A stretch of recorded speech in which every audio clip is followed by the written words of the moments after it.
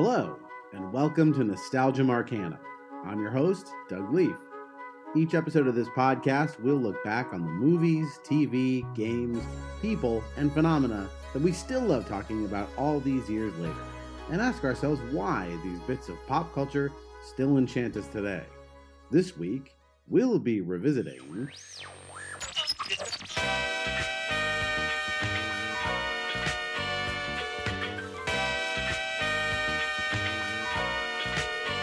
Hello? I wish I was a little bit taller. I wish I was a baller. I wish I had a girl who looked good, I would call her. Wish I had a rabbit in a hat with a bat and a 6'4" baller. I wish I was like 6'9" so I can get with Leoshi, cause she don't know me, but yo, she's really fine. You know, I see her all the time, everywhere I go, and even in my dreams, I can scheme a way to make her mine. Cause I know she's living fat, her boyfriend's tall, and he plays ball, so how am I gonna compete with that? Cause when it comes to playing basketball, I'm always last to be picked, and in some cases never picked at all. So I just lean up on the wall, or sit up in the bleachers with the rest of the girls who came to watch they man ball. Dag y'all, I never understood black, while the jocks get the fly girls, and me I get the hood rats. I tell them scat, skittles, kabobble, got hit with a bottle, but get in a hospital for talking that mess. I confess it's a shame when you living in a city that's the size of a box and nobody knows your name. Glad I came to my senses, like quick, got sick to my stomach, overcome it by thoughts of me and her together, right? So when I asked her out, she said I wasn't a type. I wish I was a little bit taller, I wish I was a baller, I wish I had a girl who looked good, I would call her. Wish I had a rabbit in a hat with a bat and a 6'4" baller. When it comes to the songs of 1995, you ought to know there should be some real jewels in this list. We are talking about our favorite music of 1995. Now, if you've been listening along with us, you've heard us do episodes on 89, 90, and 91. So why the jump to 1995? Well, we just kind of thought it would be cool to, rather than gradually inch our way through music, to dip our toes back in at a different to basically take a different measurement at a different point in the 90s when things were a little farther along in terms of their musical evolution. So we're going to be ranking our favorite top 10 songs of this era. I'm really excited to see how this all shook out because it is, as we expected, a very different world musically in 1995 than it was when we left off in 1991. So to help me do it, I've got a whole band's worth of people with me tonight. First, to my right, she is my bestest, my wifest, my producer, Ami Lief. Hello. Also joining me, he has been on innumerable podcasts at this point and shall be on an innumerable number hence. Please welcome back to the show, comedian Rich Baker. Always a pleasure to be here, Doug. Thank you so much. Excited. I'm excited as well. And finally, rounding out our group, he's been on many musical episodes before, including those episodes on 89, 90, and 91. Most recently on another musical episode on The Police. Please welcome back my brother-in-law, Kyle Lieberman. What's the story? Jagged little gangsters. Had to pop something in there, right? Sums it all up. I didn't find any clues in what you just said. So, we're going to be talking about the music in 1995. And so we'll kick this off like we always do, talking about our nostalgic memories of this period. So, Rich, I'll throw it to you. What are your nostalgic memories of the music of 1995? Well, I was 13 for half the year and 14 for the second half of the year. I remember I'd already got my first CD player, so by this point, I wasn't buying new tapes. I was making tapes with my CDs, but I was spending a lot of time listening to music, and this was the era in my life where I was still just listening to music. Like, that was like the activity. It wasn't like just background. So I was reading a lot of jackets and watching MTV a lot, listening to radio. So yeah, this year was as saturated musically with me as any year of my life. Cool. Kyle, how about you? This was senior year of high school. This is the year I graduated. I was probably more into my own music and girls and just like playing around and having fun. But the music was there and the music was great. And you kind of knew it, but for me, it wasn't like focus. But as the years go on, I look back at this list and I'm like, oh my God, there was so much good stuff at this time. So just a really probably important time of my life, graduating from high school and kind of what you're going through at that time and the songs that are like the ones that you hum. Aim, how about you? Yeah, so thinking if Kyle was senior year, would I have been freshman year? Probably going into your freshman. Or Yeah. Yeah. well, I would have been 14, 15. Wouldn't that be sophomore year? Yeah, but Going into Your freshman. birthday's in November, so No. Okay. Well, either way, this was We're 4 years out, so you're going either way, this was my social life was exploding at the time. So it was so less about music. I mean, music is always there. It's always kind of like, complementary to whatever's going on in your life. But I think so much of my life was like caught up in friends and boys and like all of that kind of stuff that a lot of the songs on my list are songs that I came to later. Like, so they're songs that I love and absolutely love, but I don't think I found them in 1995. I think I found them 97, 98, or even into college. But some of these songs are so amazing and so important. So my nostalgia is really, I mean, I hope I'm explaining myself well, because it's just these songs weren't important at that time in my life, most of them anyways, but I came to them later. For me, I was 15 for most of this year. This is, the back half of my freshman year, the first half of my sophomore year. And I really associate this year with a lot of like growing up, transitional time in my life. The year that I had my first like overwhelming crush, the year that I began performing and fell in love with doing theater, a year that because of that I would spend a lot of time with some of the older kids in the high school trying to like hang with them, the kids that I was doing these plays with and stuff. So being in cars with them and listening to what they were listening to, and keeping an ear out for what was on MTV and VH1, and going to dances and stuff, and really thinking about, okay, what are they playing when I'm on the dance floor, being kind of hyper conscious of like what was out there, what was I supposed to like to fit in with everybody, and what did I personally like. And so this ended up being a very interesting list. And we'll talk about how we made our list in just a second. But yeah, I think what you guys will be surprised by when you go through my list is how much of it you look and go like, I didn't really feel like a Doug song. I know Doug pretty well. I'm surprised he picked that. I think this list it looks weird because it was a weird year for me and a very important year in my growing up. But yeah, that's kind of how I feel about this era. So with that, why don't we talk about how we made our lists? Rich, I'll start with you. Yeah, I'm sure I'm missing some key songs. I researched many times, top list for 95 one up, but I have so many. And I tried, if it was big in 95 or if it came out in 95 and it hit with me, I put it on the list of potentials. I know that, there's different ways you can dice it, but I tried to just kind of be real chill about it. And it's a very personal list, even though there's a lot of big hits on there. All these songs I have a very personal connection with, and I have way too many honorable mentions, and I'm hoping that y'all's lists will knock away some of my honorable mentions, but I'm going to narrow it down before I get there. All right.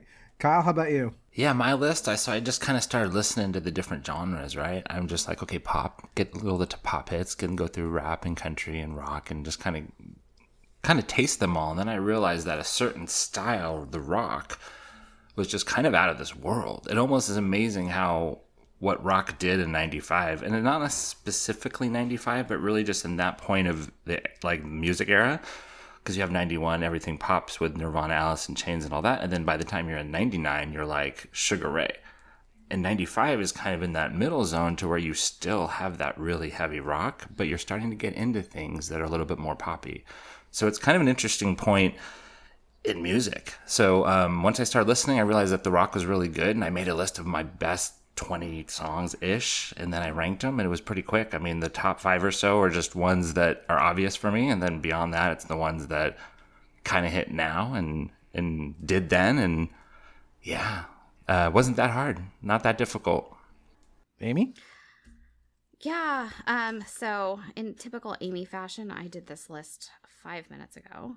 And I mean, honestly, I started working on it today, and I had no commentary as of an hour ago. So I apologize if this is not totally coherent. But yeah, I just went through as many. Well, actually, I had a list, but I didn't have them ranked until this morning. I had the list pulled, whatever. but as I was going through, I do what we do every year. I go through like all the songs that came out in 95 or the albums that came out in 95. And this time it was a little different because if it came out in 95 but wasn't popular until 1997, like Pieces of You, for example, I decided not to include it. So I really tried to include like singles that were popular in 95, but I'm not as good as the rest of this team and on years. So at one point I sent Kyle a picture and I was like, do these qualify? Please We're tell me not these too strict qualify. about our rules He, around like, here, though. struck out a So couple. We are. You guys I'll point are. it out. That's for sure. But yeah, so for me, these are so much of my list is nostalgia and lyrics and like just how they make me feel. And I don't know. I don't think I'm answering your question. It's going to be a long night. You're fine. Okay. For me, when we first said, hey, let's do 95, a whole bunch of stuff popped into my head. I'm like, oh, of course, this song, that song. Oh my gosh, that song. And then I went and I looked and I was like, oh, these are all from 94.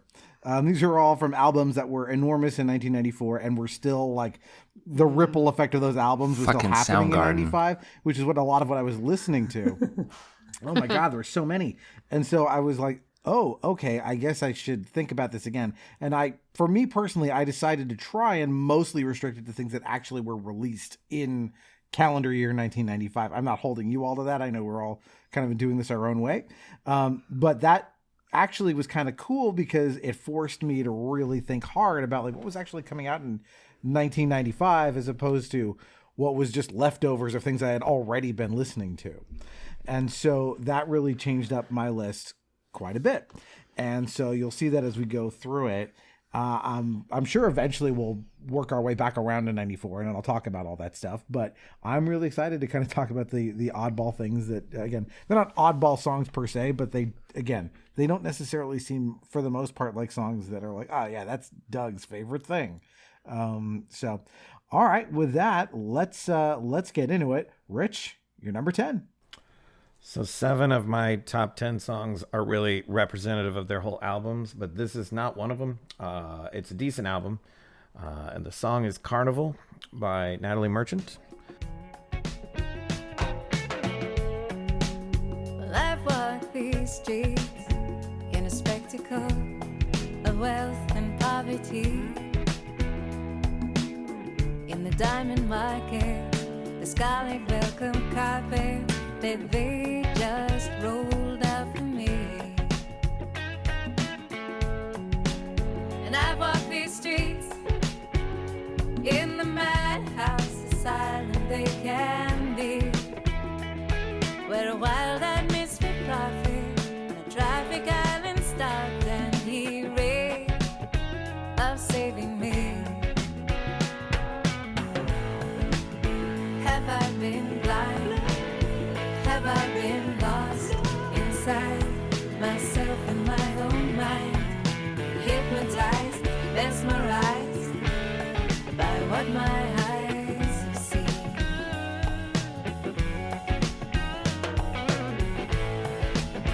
Have I been wrong? Have I been wise to shut my eyes and play along? Hypnotized, paralyzed by what my eyes have found, by what my eyes have seen. What The album Tiger Lily is not a bad album, but it doesn't have a lot of variety on it.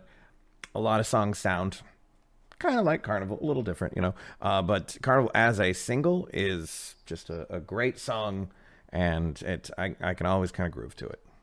I don't know that one. I'd have to probably hear it. Maybe I'd know it. Someone give it a quick 5-second hum. I walk these streets in a festival of wealth and harmony. Something on most places, da-da-da, my face is around it. No, nothing? You got it, Amy? Amy's nodding. She's got it. I remember. Yeah, I got One it. for I three. remember her, and I didn't want to shit on. I don't want to shit on her, but for me, I'm such into singer-songwriters, and for some reason, she and I just never connect. She and I. They went She for never coffee connected last with week. me She didn't either, get I any of guess. your letters. I don't know. I definitely remember the song, and I remember how popular it was. I remember Kristen liked it a lot. She was a huge Natalie Merchant fan. I can't remember. It was Natalie Merchant in a band before she was Natalie She was Merchant. in 10,000 Maniacs before she went solo. Okay, got it. Yeah, got it. I definitely remember this. I remember it being very popular. All right. That's kind of all I have to say about it. Yeah, I'm sure the second I hear it, I'll go, oh, that one. But it's not coming to me right now for some reason. All right, then Kyle, you're number 10. All right, so this song was going to be somewhere near 8, 9, 10, but I like listening back to these podcasts, and I like the mix that we get, so let's bust out right here with I'll Stick Around by Foo Fighters.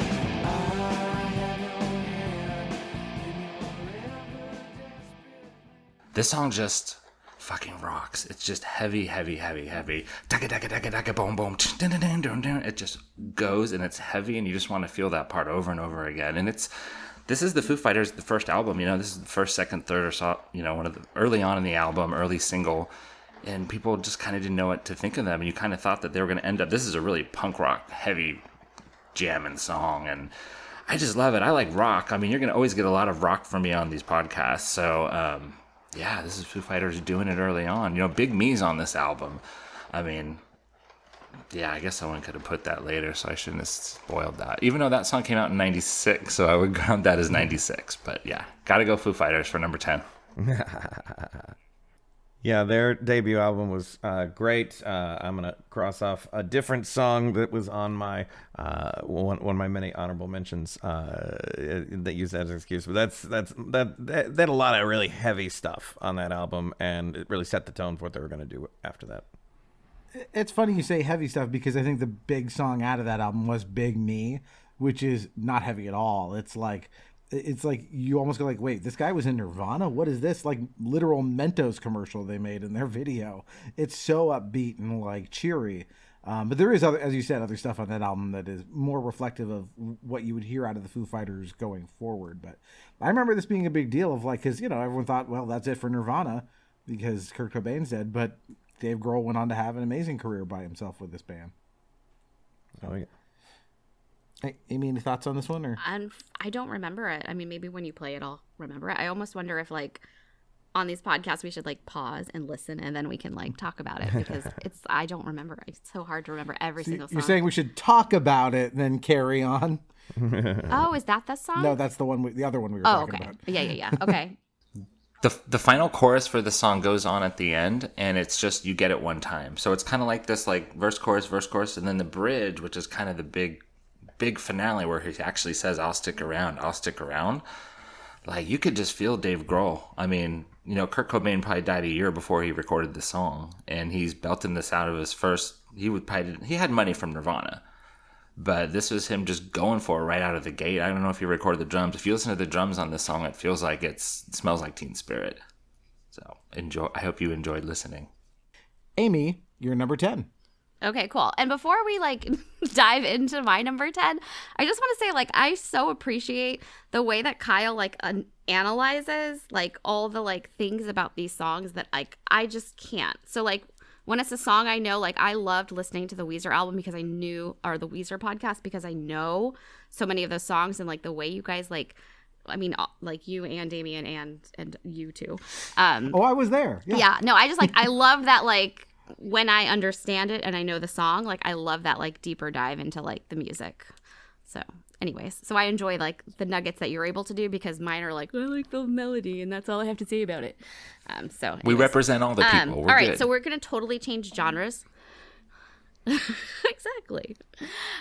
So for my number 10, it's a totally different genre. It is Colors of the Wind from Pocahontas. Come run the hidden pine trails of the forest. Come taste the sun-sweet berries of the earth. Come roll in all the riches all around you, and for once never wonder what they're worth. The rainstorm and the river are my brothers. The heron and the otter are my friends, and we are all connected to each other in a circle, in a hoop that never ends. How high does the sycamore grow? If you cut it down, then you'll never know. And you'll never hear the wolf cry to the blue corn moon, for whether we are white or copper-skinned, we need to sing with all the voices of the mountain, need to paint with all the colors of the wind. You can own the earth, and still all you'll own is earth, until you can paint with all the colors of the wind.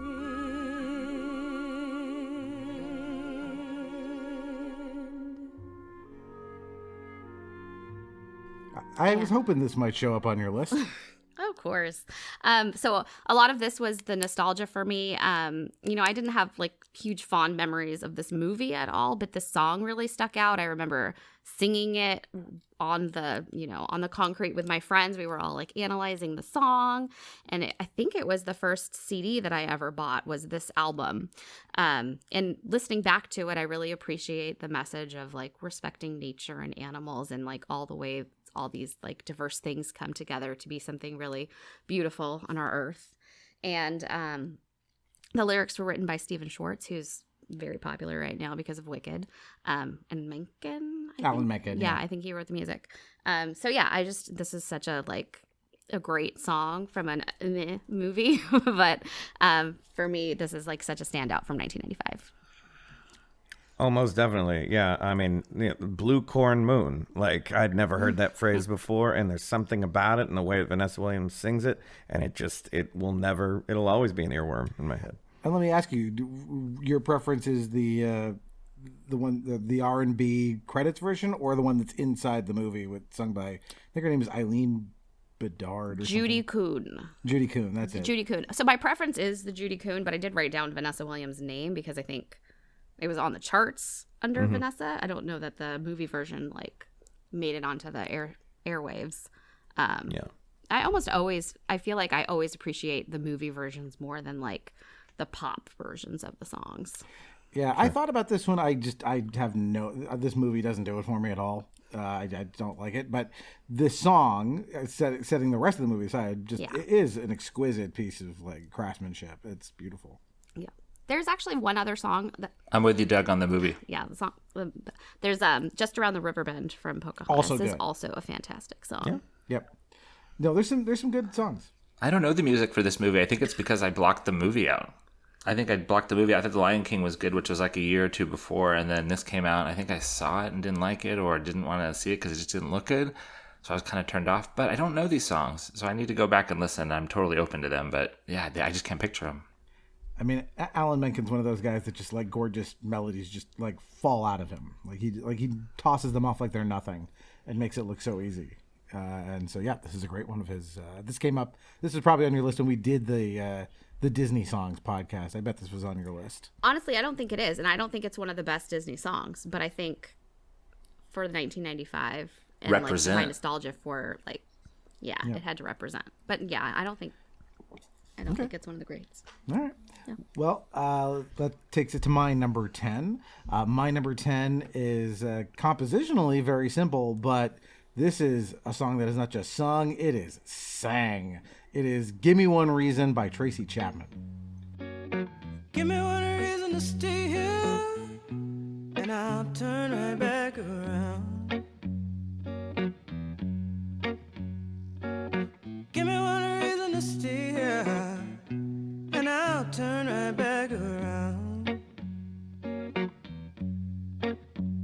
Said I don't wanna leave you lonely. You gotta make me change my mind. Baby, I got your number. Oh, and I know that you got mine. You know that I called you.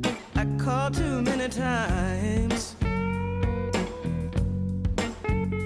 You can call me, baby. You can call me anytime. You got to call me. Give me one reason to steer, and I'll turn right back around. You can see me turning. Give me one reason to steer, and I'll turn. This is as simple a song construction as there can be. It is a 12-bar blues, the bedrock structure for most of rock and roll in the blues. Think You Ain't Nothing But a Hound Dog, right? Same chords for that as this. And, 1,000 other songs. But the way Tracy Chapman owns that, her voice, and the attitude, the way she sings it, it's just so commanding. And every time you hear it, you're like, oh yeah, just put some stank on it. Like that song, it just rips. It's so good. So that's my number 10. This song grows on me. I like it. And I didn't like it right at first, but same with Fast Car. Like Fast Car, it took me years to start liking, and that's an amazing song. But Give Me One Reason, like you said, Doug, it's just like 12-bar blues, like 1-4, 1-4, 1-5 or whatever. And that's why it didn't impress me when I heard it. But it's one of those songs that sort of stands the test of time because it is so, I don't want to say generic because it's not generic. There's so much emotion, she's feeling it, so it's good. But yeah, it's all her. Yeah. Very classic, evergreen kind of feel to it. When I host karaoke sometimes, and when the rare brave person that wants to sing Tracy Chapman, if they can pull it off, the whole bar will, put them on their shoulders. It's like nailing Celine Dion or something. Everyone goes nuts.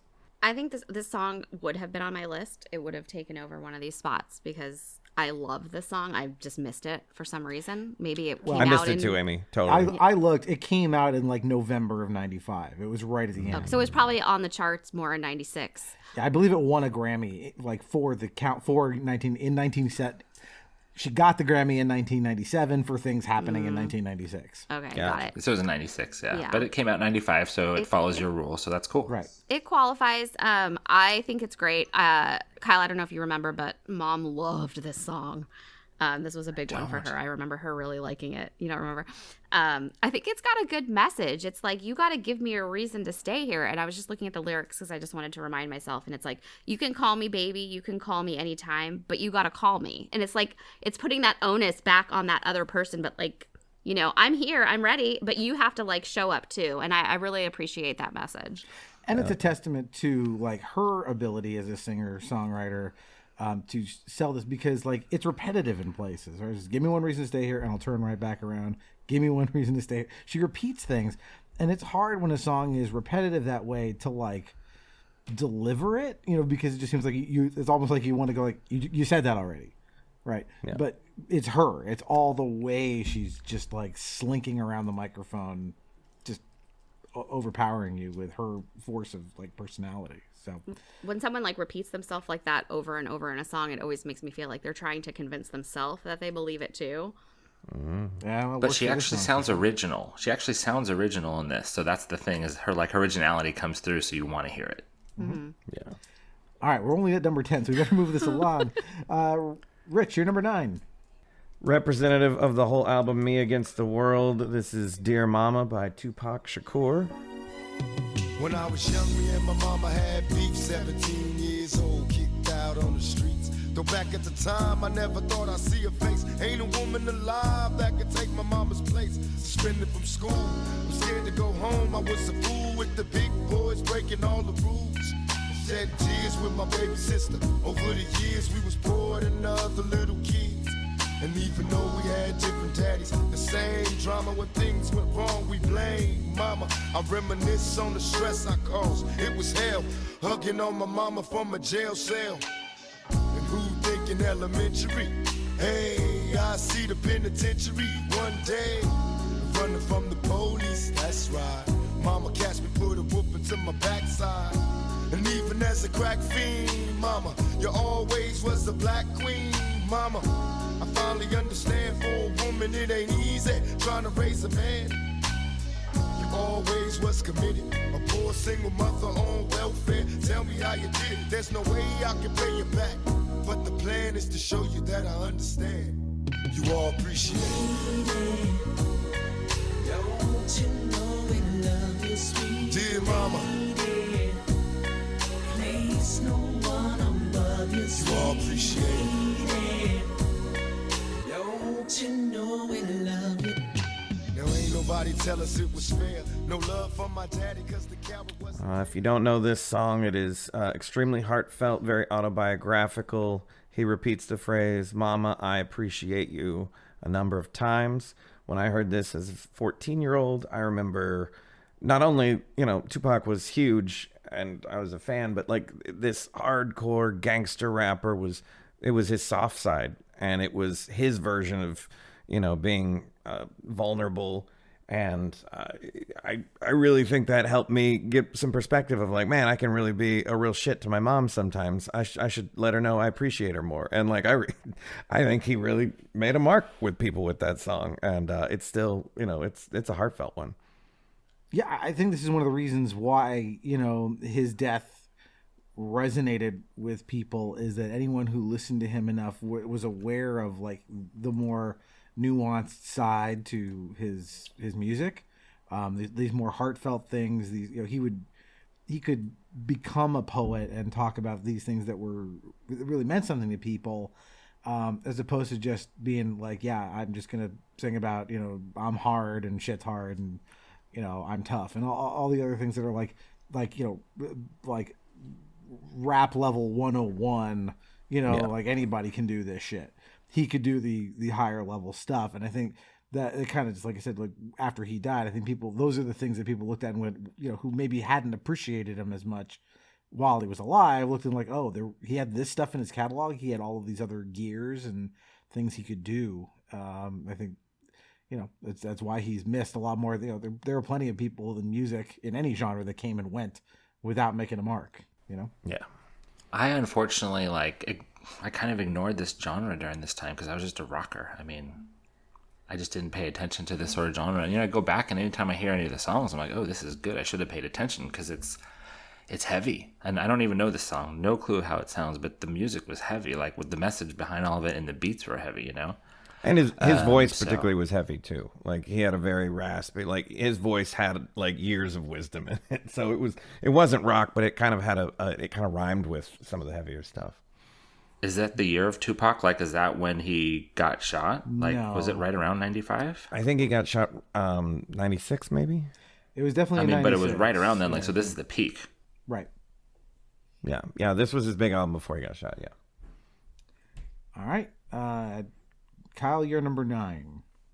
Number 9, this one kind of came on and off the list a little bit, but I always liked it then, and it kind of was nostalgia for the times, and it is a band that I wouldn't have a lot of their songs on any of my list, because a lot of their stuff to me is just cool, but it's not great, and it's the Red Hot Chili Peppers, and it's My Friends. My friends are so depressed. I feed a question of your loneliness. Come by, 'cause I'll be on your side. You know I will. You know I will. Ex-girlfriend called me up alone.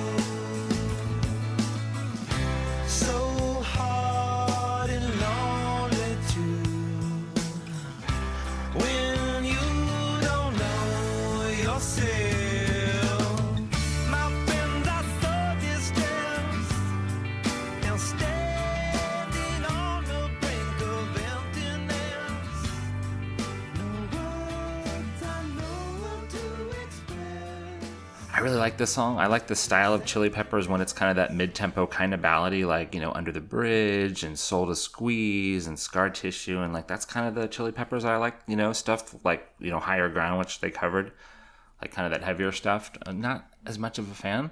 But this song in particular, like really at the time, like it was just, my friends are so depressed, and it was, 18 years old, and it was acoustic, and it was rock, and it was alternative, and it was kind of a ballad, but it had a heavy bridge. It was very mid-90s. Like, it was like kind of the song of the times. Only for probably like 2 or 3 or 4 months was it really popular. But it stuck with me, and I love it. This is the album that Dave Navarro subbed in, right? Correct, yeah. Yep. Yeah, I think for that reason, I tended to not dig into this album very much. I think I had a friend who had it. This was not the song I remember being on. There was that song like Warped, and there was one about my aeroplane. Aeroplane, yes. Those are the ones I remember. I kind of felt like I had Blood Sugar Sex Magic, and I dipped back in for Californication. This one I kind of left out, but this is an interesting one. It'll be interesting to go back and look at it when I put the edit together. And Rich, any thoughts on this one? Same as Doug, really. Like I was never huge into the Peppers, but this time probably less so. So I think I remember the song, but it didn't make my list. I remember the song. I didn't remember seeing it on any of these lists. I remember you liking it, Kyle. So that tracks. I don't have a lot to say about it. I just remember it.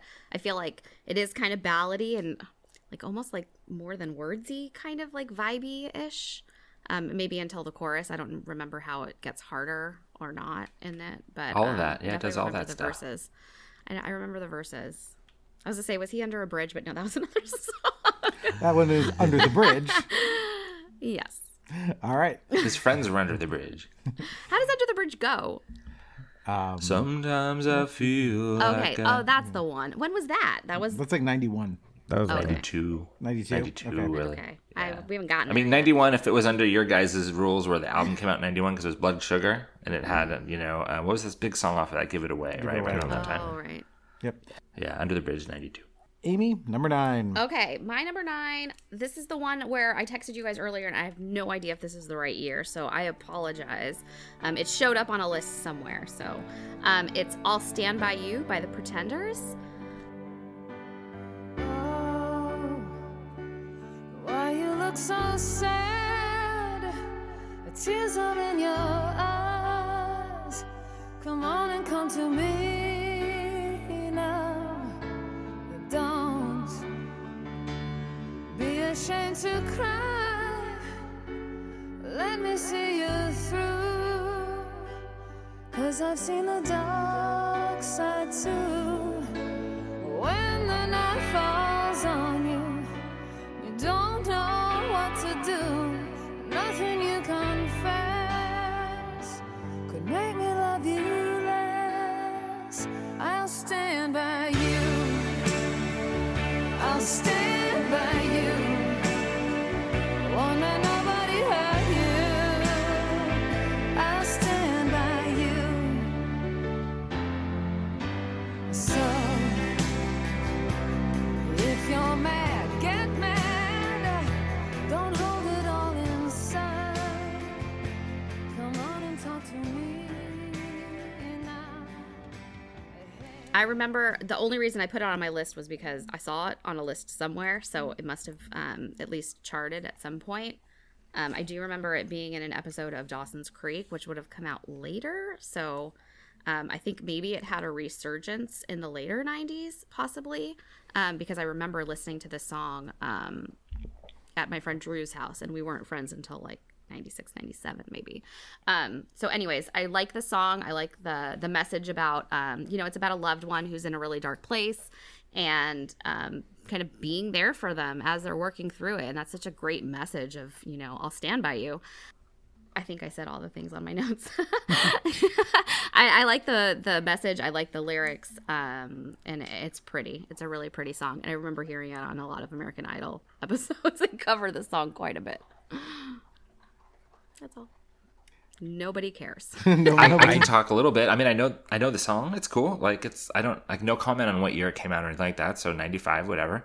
Yeah, I mean, it's cool. It would never be on a list of mine, but I recognize it. It's sort of like one of the ones that kind of everyone kind of knows because it's just kind of that hummable melody chorus. It's cool. Not too much to say. Yeah, I might know the song if I heard it, but it's not pinging anything for me. Oh, why you look so sad? Tears are on your eye. Come on and talk to me now. Please cut this How part. gentle is the rain that falls softly up. No, it's the same minuet in G. I think that she borrows for that. Okay. But no, it cut me is a pretty song, and yeah, I can't argue with the choice. I just don't feel like I know the song well enough to give you any like meaningful commentary. That is okay. We do not have to justify each other's lists. All right. I'm good. Well, then that gets to my number 9, and I told you I was thinking about, going to high school dances and stuff during this period. So here comes one you would have heard on every dance floor that year. This Is How We Do It, Montell Jordan. This is how we do it. It's Friday night, and I feel alright. The party's here on the west side, so I reach for my 40 and I turn it up. Designated driver, take the keys to my truck. Hit the shawl cause I'm faded. Honey's in the streets, say money, yo, we made it. It feels so good in my hood tonight.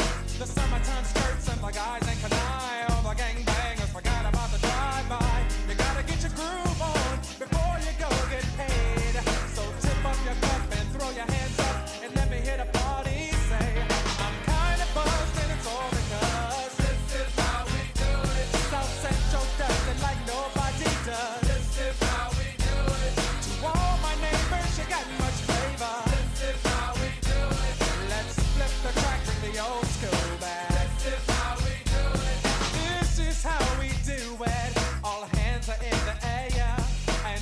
From here to there, if you're an OG Mac or a wannabe player, you see the hood's been good to me. I told you these. That is not a Doug song. I know, but you know what? I was thinking about like songs from this era that like still hold up, and I have it now on like our mix for like, oh yeah, we're all going in the pool. I'll throw on like a mix of like fun songs, and this will come on. I'm like, you know what? This is still goddamn fun.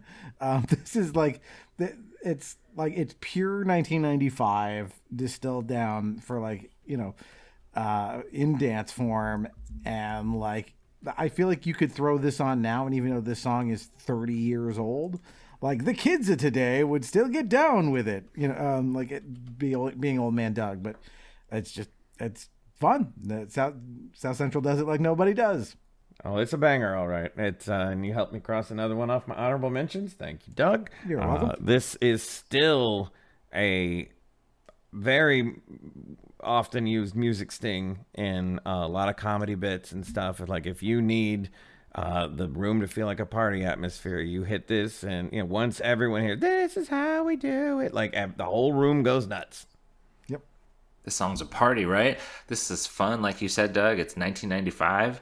I knew it at the time, and I know it now. Like it stuck around, and it just jams. Not typically my style of music that I would put on a list, but it's still like that's very recognizable. I feel like it's been in 1,000 commercials, and it just jams. Yeah, like we're recording this the night before the Super Bowl. Like I would not be shocked if one of the commercials has this song in it, even though it's 2025. So, all right, Rich, number 8. So. This was a song I was extremely into at the time that I wouldn't necessarily put on a heavy rotation of playlists currently, but in 1995, I was baptized in this song. A duet between Mariah Carey and Boyz II Men. It was called One Sweet Day. Sorry, I've never told you all I wanted to say. And now it's too late to hold you, 'cause you've flown away, so far away.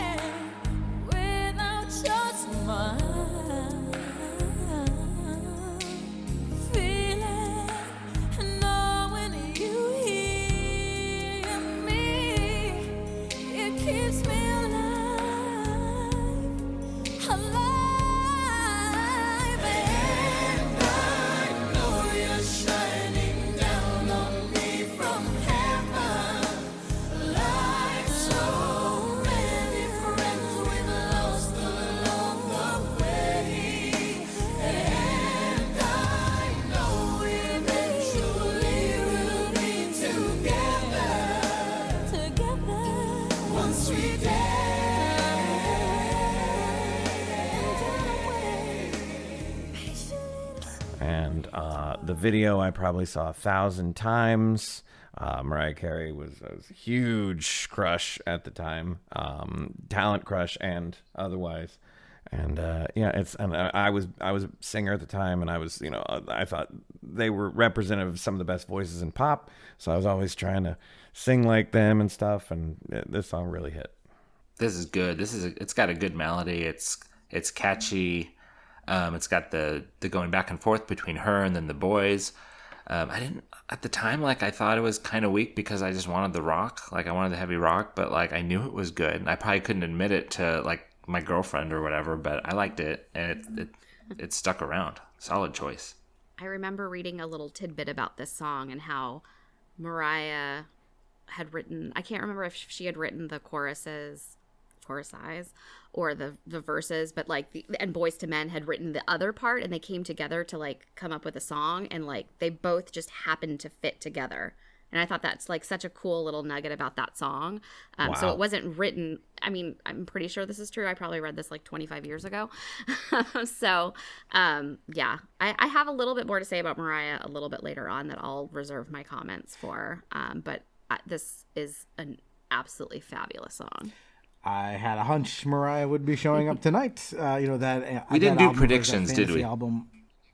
We didn't do predictions, no. Mariah, like I said, the fantasy album was enormous. Daydream. Or is it Daydream? Sorry. Daydream. Daydream is the name of the album. One of the greatest voices in the history of music, right? Just her abilities are, X-Men levels, singing ability. Yes. And so that crazy range she has, she can do no wrong. So you could have pretty much picked any song off of that album, and no one can argue with you. This is probably still her strongest album in her career. And peak. This is definitely representative of the whole album. That album is full of great stuff. All right, Kyle, number 8. All right, number 8, we're going Soul Asylum and Misery. They say misery loves company. We could start a company and make misery frustrated, incorporated. I know just what you need. I might just have nothing. I know what you pay to see. Put me out of my misery. I do it for you, what you do it for me. We will always be busy making misery. We could build a factory. I'm not a big Soul Asylum fan. A lot of their songs are just kind of I think we saw them with Matchbox 20, right, Amy? I think they opened for Matchbox 20. But this song in particular, I really like the lyric, Frustrated Incorporated, right? Frustrated I love that.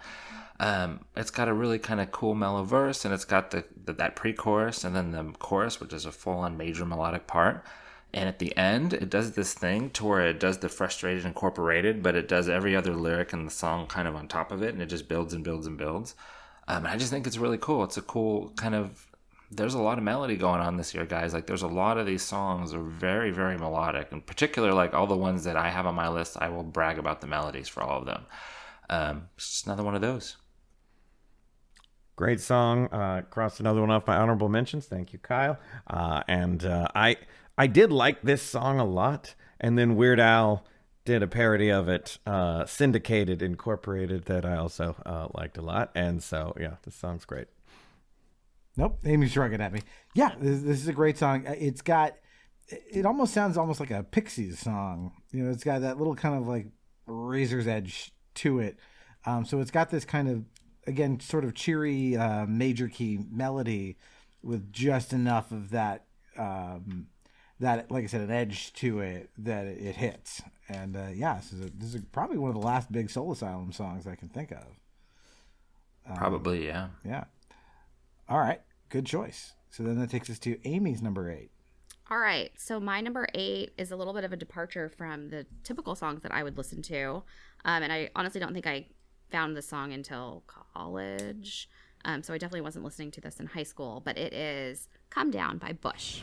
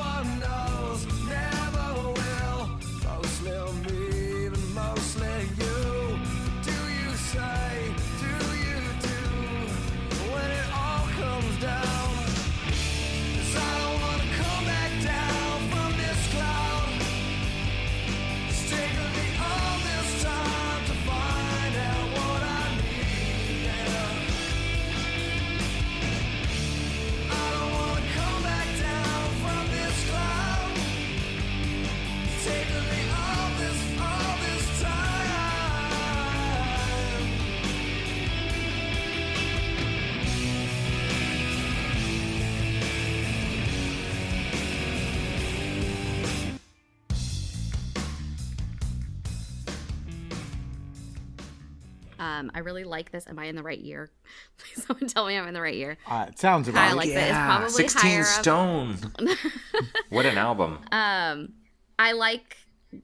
had a version, and I think this was back in like Napster days. I had a version that was acoustic as the song could be. And I think it was honestly just like Gavin and a guitar, like an electric guitar, possibly. So it's not really acoustic, but it was, as simplified as it could be. Broken down. Yeah, I really, really liked that version. I'd love to listen to it again. If I had more time, I would have. But I like this message of the song, which is like, I think he was probably writing it about drugs and coming down from like a literal high, but I just like overall the idea of like, I don't want to come down from this, like this euphoria of like whatever this good high thing is like, I just don't want to come down and be there. And I like how it starts, and there's like this kind of like this staccato kind of guitar rhythm bass, that's going. Bass cranking. Is it bass? Whatever. I don't know. I can't analyze like you guys can, but I like how it's like that staccato, and like you can just feel it. It like gets you inside emotionally. Yeah, I love his voice in this. Yeah, I don't have anything else to say. It's just I appreciate it now. It's great melody, great vocals. Yeah, I have another representative of 16 Stone later on my list that I'll talk about. But yeah, this song is one of the many greats on this killer album. 16 Stone really is a banger of albums. There's so many songs on there. We won't mention any of them. But yeah, it's a good one. It's the ballad, really. I mean, they had a couple heavy ones before this, and this one came out maybe second or third or fourth, and it was like kind of that slow, that's like kind of slow, almost like Knocking on Heaven's Door, Guns N' Roses, kind of like, but not a ballad because it's Bush, and it's kind of grindy with his voice. Yeah, it's good shit. Good choice. Yeah, solid song from them. This might have been the lead-off single from this album, but I can't be sure of that. This seems to be the one that sticks in my memory as I heard. It's the third, Kyle says? Oh. Everything's I would bet the third. Everything's Zen. Yeah. Everything's Zen was the first. That's right. I think that's and then Little Things. That's when I first became aware of them. You're right. Yeah, I just remember hearing this on the radio a bunch back then, and just like thinking like these guys are pretty good. I never owned a copy of 16 Stone for whatever reason, but this certainly would have been in my wheelhouse at the time. Kind of this, again, kind of right at the tail end of grunge. We got this. So. Oh, Machine Head. Oh yeah, Machine Head. Yeah, and that was like the 5th or 6th single or something crazy. Glycerine. It was that good of an album. That album stacked. It's so funny because of course I would like navigate towards the one that's like the most ballady of them. Which is the other one. Which is Glycerine. Oh, that's more ballady? Yeah, okay. absolutely. I don't remember that one. Oh, really? That was I thought that was the biggest one. That's the big one. Yeah. Okay. That's the one that's the spaceship song for Bush, right? Probably. It's got to be. Maybe I'll listen to this on Apple Music. It's its closest cousin would be something like, honestly, like Yesterday by the Beatles. It's kind of like that slow. Yeah. Oh, can someone sing sad, it for me? All right, so my number 8 is also a slower ballady type song. This one is back more in my wheelhouse of things that you would more associate with me, and that is Radiohead's High and Dry.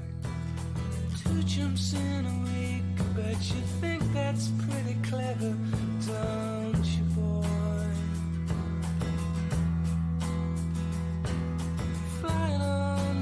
motorcycle, watching all the ground beneath you drop. You kill yourself for recognition, kill yourself to never ever stop. You broke another mirror, you're turning into something you are not. Don't leave me high, don't leave me dry, don't leave me high, don't leave me dry.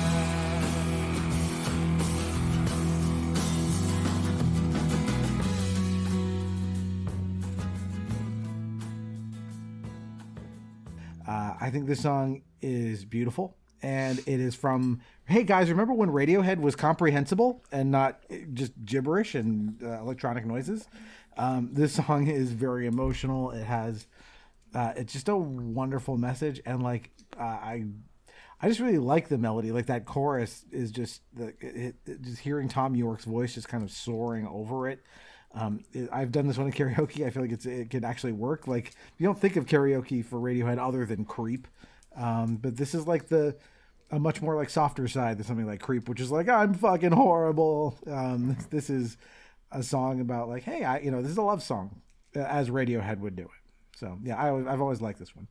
I won't say that much. I mean, it's just all right. Like, it's cool. It's not one of my favorite Radiohead songs. I don't know Radiohead enough. I know, an album or two worth, and I know this one. It's okay. Yeah, I know 2 Radiohead songs. I feel like the cool kids knew Radiohead, and I just never crossed my path.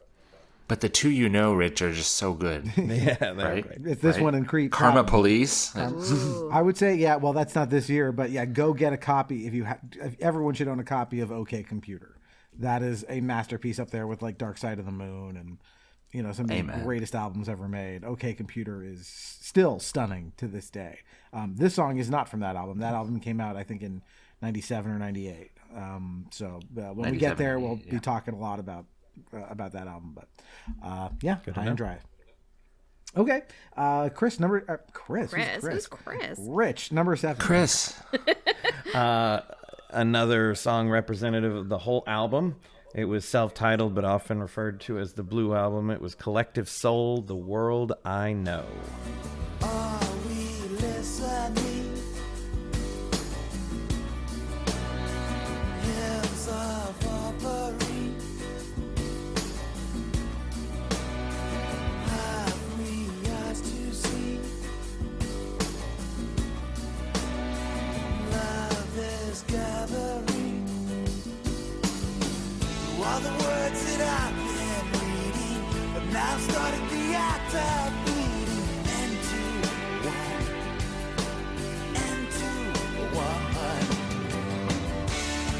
So I walk on by and I step to the edge to see my world below. And allow myself while the tears roll down, 'cause it's the world I know. Oh, it's the world I know.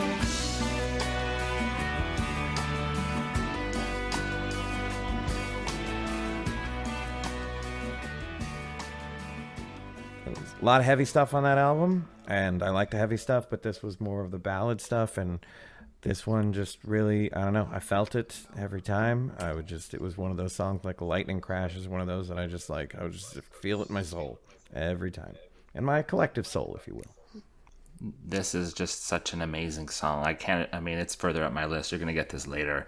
Everything about it, really. I mean, it's got the acoustic guitar. It's got the symphony that's happening in there. It's probably, synth, but it feels big. It feels giant. That's the song that I want to listen to in my soundbar that's in the room that I am right now, where I want to crank it up because it's kind of mellow in the beginning, and then the strings come in by the end when it's in that major key, and he's going, and I walked on high. I mean, I love this song so much, and I have since 95. Great choice.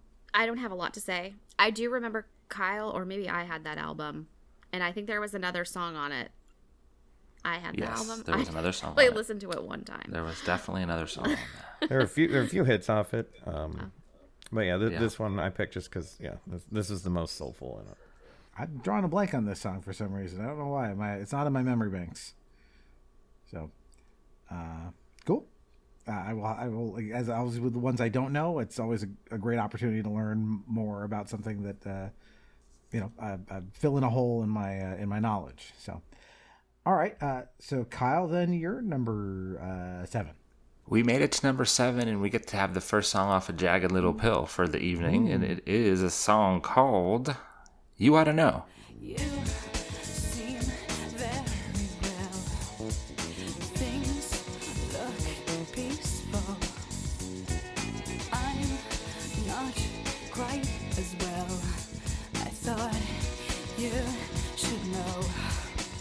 Did you forget about me, Mr. Duplicity? I hate to bug you in the middle of dinner. There was a slap in the face. How quickly I was replaced. And are you thinking of me when you fuck her? 'Cause the love that you gave that we made was a label that ain't good enough for you to be open wide. No. And every time you see her name, does she know how you told me and hold me until you die? Till you die, but you're still alive. And I'm here to remind you of the mess you left when you went away. It's not fair to deny me of the cross I bear that you gave to me. You ought to know. I mean, come on, you ought to know. This is the one that put her into like the stratosphere, right? I mean, it's very vulgar. We know what happens in the song and who she's talking about, right? She's talking about Dave Coulier. That was kind of the thing. She just belting it out. It's got that Glenn Ballard production behind it. It's got Flea and Dave Navarro on the song, which eventually did the 1 Hot Minute album that had, I mean, at the same time. It had to be at the same time that they were recording the album. They came over to the studio where Alanis Morissette was, and they laid down some tracks. This song just belts today, and she just busts it out so hard at that chorus. I can feel her. And at the time, I was kind of like she had this kind of like this kind of screech in her voice I didn't like. But by the end of 95 and 96, I really started to appreciate her, and this whole album, which I'm sure we'll talk about more tonight, is just, I mean, there has to be at least 7 songs off of this that are solid. So that's my choice. Can't agree with you enough. You said that my number 7 was higher on your list. Your number 7's higher on my list. So I'm going to talk about it a little bit later, but great choice. I mean, the lyric, like, every time I scratch my nails down someone else's back, I hope you feel it. Like, that is just, like, that is lyric gold. And can you feel it? Yeah. I mean, it's a total, like, breakup fuck you song, and I love those. Oh, this song is like if a vagina could throw an uppercut. Like, that's what this song is. It is angry. Like a 101 mile an hour fastball. Yeah, it is angry as fuck, and it's wonderful. Like, this is an amazing song. I mean, this album won the Grammy, I think, for the album of 1995. And as you said, like, there are multiple candidates off of this album that we could be picking from. There are many, many, many songs on this that are great, but this one is kind of special because it was the breakthrough. But like, there's plenty of songs that are like, I'm angry at you. Like, that's the thing. This might be the best one ever written. Like, it is, you know, the force of nature that she has as she's just screaming at fucking Full House is like, it almost like knowing that it's the guy from Full House takes a lot of like the air out of you. Like, it's that guy. But setting that aside, like, just everyone has felt this way at some point in their life about somebody, that they're that angry. And like I said, there's things like "Piece of My Heart" by Janis Joplin. Like, there's songs like this, but this is just like, it rocks so hard on top of all of the lyrical content. Like, yeah, this is an all timer. Great choice. All right, Amy, you're number 7. All right, this song could not be a different vibe than from what we just talked about. It is "Run Around" by Blues Traveler. Oh, once upon a midnight period, walk with something in my head. I couldn't escape the memory of a phone call and what you said. Like a game show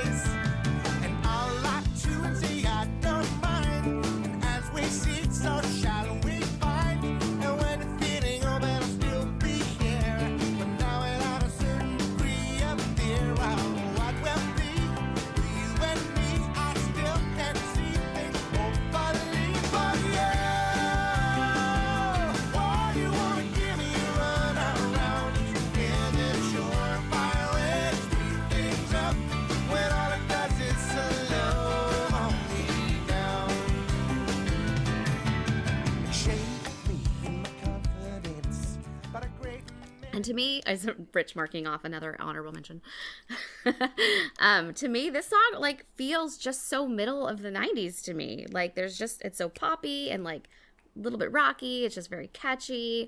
It's got that harmonica that everybody loves. Everybody loved the video. It was like a Wizard of Oz theme at like a bar and someone else is playing, like Milli Vanilli-esque situation, right? Someone else is singing and like the real guitar player's in the back. So fun video. I don't know what the lyrics are about. It's super fun. And so it like almost doesn't really matter what the lyrics are. I just find it really super catchy and fun. And, again, I don't think this is a song that I listened to at the time, but like now it comes on and I'm jamming to it. I really like it. Oh yeah. No, this is anytime that harmonica solo comes out, boom, moving. Yeah. And I think I still have all the words in my head somewhere. Nice. What's it about? I don't know. Kyle, any thoughts on Runaround? Yeah, this is when Blues Traveler exploded, right? This whole album, and there had to be like at least 3. I mean, there's a song on here called Hook. I don't know if anyone will get to that, but that's a really cool one that came out. But yeah, this one's cool. Once Upon a Midnight Jury, I know the Edgar Allan Poe in there.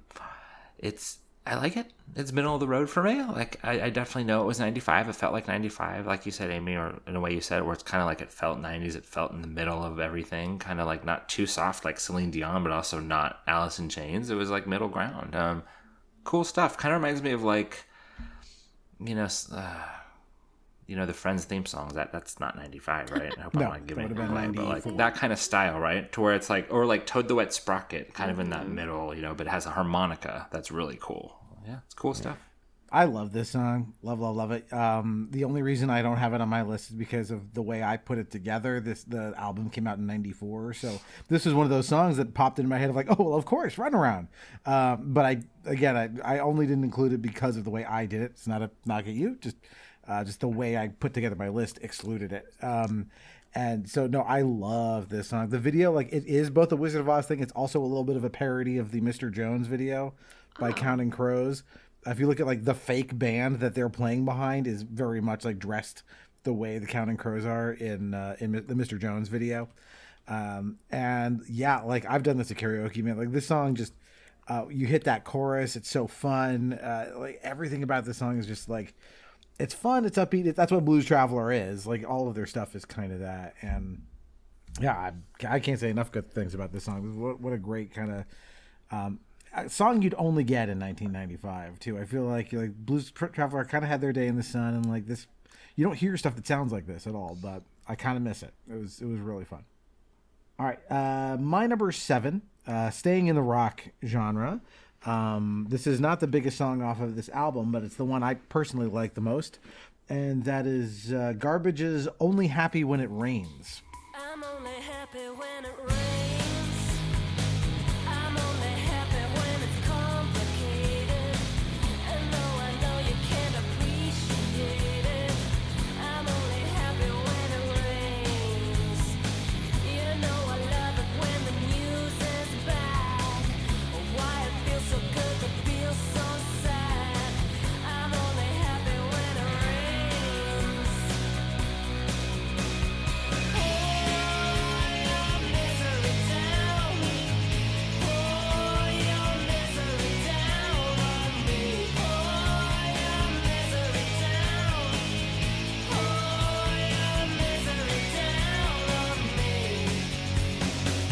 I'm only happy when it rains. Feel good when things are going wrong. I only listen to the sad I think the vibe of the song is very cool. "Stupid Girl" was the song that kind of like broke through and everybody heard, which is actually I think one of the weaker songs on that album.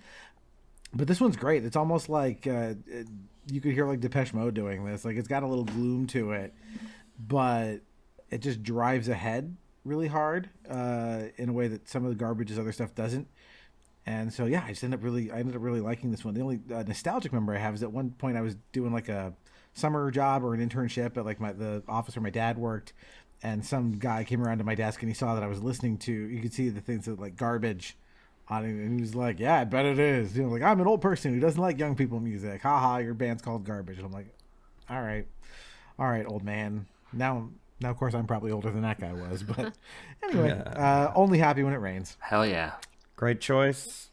I crossed another one off my honorable mentions list. Love this album. Love this song.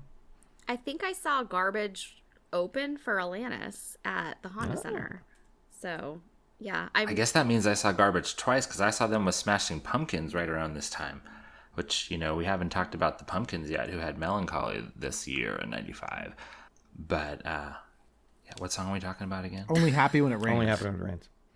Yeah, it's an honorable mention for me. I got to cross it off my list. Duh, Kyle. It's already crossed off my list. Yeah, it was a good album. Stupid Girl, you're right, was not one of the best songs off of there. But Only Happy When It Rains. Yeah, it's got this part in there where it's the Pull Your Misery Down, where it kind of changes key just a little bit or whatever, and it's like a different feel. And it's really cool. I thought it was the best song off their album. Yeah, great one. Okay. I'm so amazed that you can like remember a key change at a random honorable mention. Like I don't think it actually does key change. To be honest, it doesn't. I don't think, but it feels different because the style kind of changes there. Because Only Happy When It Rains is almost kind of dancey a little bit, and then it goes into the Pull Your Misery Down and just gets darker. You guys know what I mean? I know exactly. yeah. I mean, that part of the song, it gets heavier, and you can almost hear rain. I mean, they don't have rain sounds in it, but you can almost somehow feel it in the music. Yeah. Okay, Rich, number 6. This album it's got a few good tracks on it, but I wouldn't necessarily say the whole album is great, but this song was a monster hit. We all know it. Coolio and someone named LV, who will only be remembered for this song, Gangsta's Paradise. As I walk through the valley of the shadow of death, I take a look at my life and realize there's nothing left. Cause I've been blasting and laughing so long that even my mama thinks that my mind is gone. But I ain't never crossed a man that didn't deserve it. Me be treated like a punk, you know that's unheard of. You better watch how you're talking and where you're walking, or you and your homies might be lying in chalk. I really hate the trip, but I gotta low. As they croak, I see myself in the pistol smoke. Fool, I'm the kind of G the little homies wanna be like, on my knees in the night, saying prayers in the street light. Been spending most of their lives living in the gangster's paradise. We've been spending most of their lives living in the gangster's paradise. We keep spending most of our lives living in the gangster's paradise. We keep spending most of our lives living in the gangster's paradise. Look at the situation they got me facing. I can't live a normal life. I was raised by the state, so I gotta be down with the hood team. Too much television watching got me chasing dreams. I'm an educated fool with money on my mind. Got my tin in my hand and a gleam in my eye. I'm a loped out gangster set. This thing was everywhere. It was on the was it Dangerous Minds? Right. Was the movie? Yep. Yeah. Yeah. That soundtrack, and that movie rocked. Michelle Pfeiffer crushed, and it was and this song it was everywhere. It was everywhere. And then Weird Al did one of his best parodies off of it, and just great song. Yeah. Again, a genre I didn't pay attention to, but a song that I knew, and it was big that year. Like, this was what was on the radio, like, all the time. I'm sure, grad night, this had to be there. Yeah. Good choice. Good rockin'. It's heavy. It's dark. Like, at this point, rap was getting dark in the 90s. It kind of felt like almost like hometown gangster early on, but this song almost sounds apocalyptic gangster, right? It's just so heavy with those strings and the slow beat. Such a cool song. It's on my honorable mentions, and I only have like 3 honorable mentions, honestly. Rich, we need to do Dangerous Minds, Oh, cool. the podcast. A chicken, a whole one. We do that like in our house. We say that all the time. Nice. This is a great song. There's nothing. You guys have said everything that there is to say, but I just wanted to echo. Yeah, I think it's hard to describe, again, like how big this song was, because it was everywhere.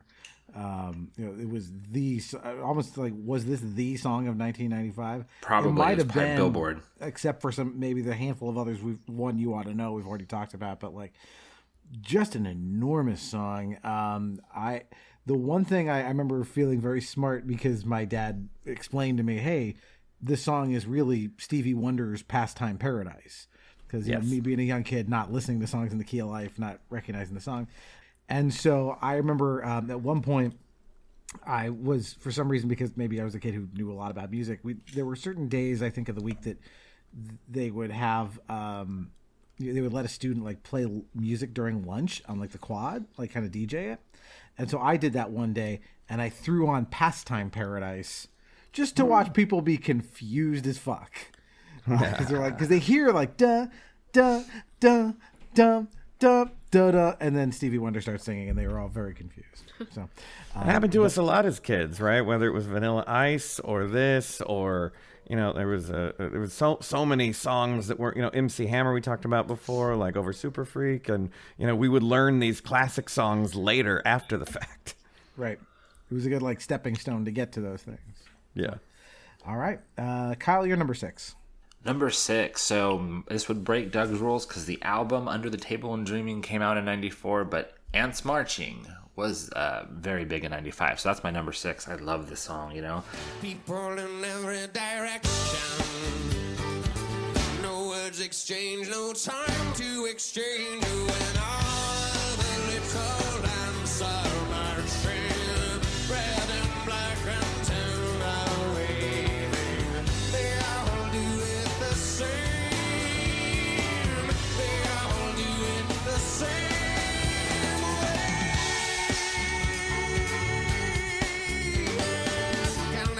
Tempting my thoughts about sweet tooth, touch it over radio house. Program a cup, shake the corners and loose end, cat, on the fence, good night to a fan, cat, take these chances,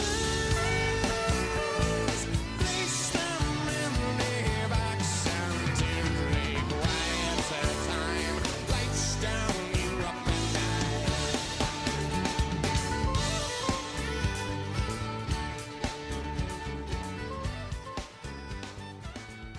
Starts off with that snare, cha, cha. Like when you're at a Dave Matthews Band concert and you hear that snare going, you're like, oh, we're going to do it. And we're not going to do a 5 or 6 minute version. We're going to do, Dave Matthews style. Ants Marching was, one of my top DMB songs. Would love to do a podcast about that. Just throw that little ear music out there.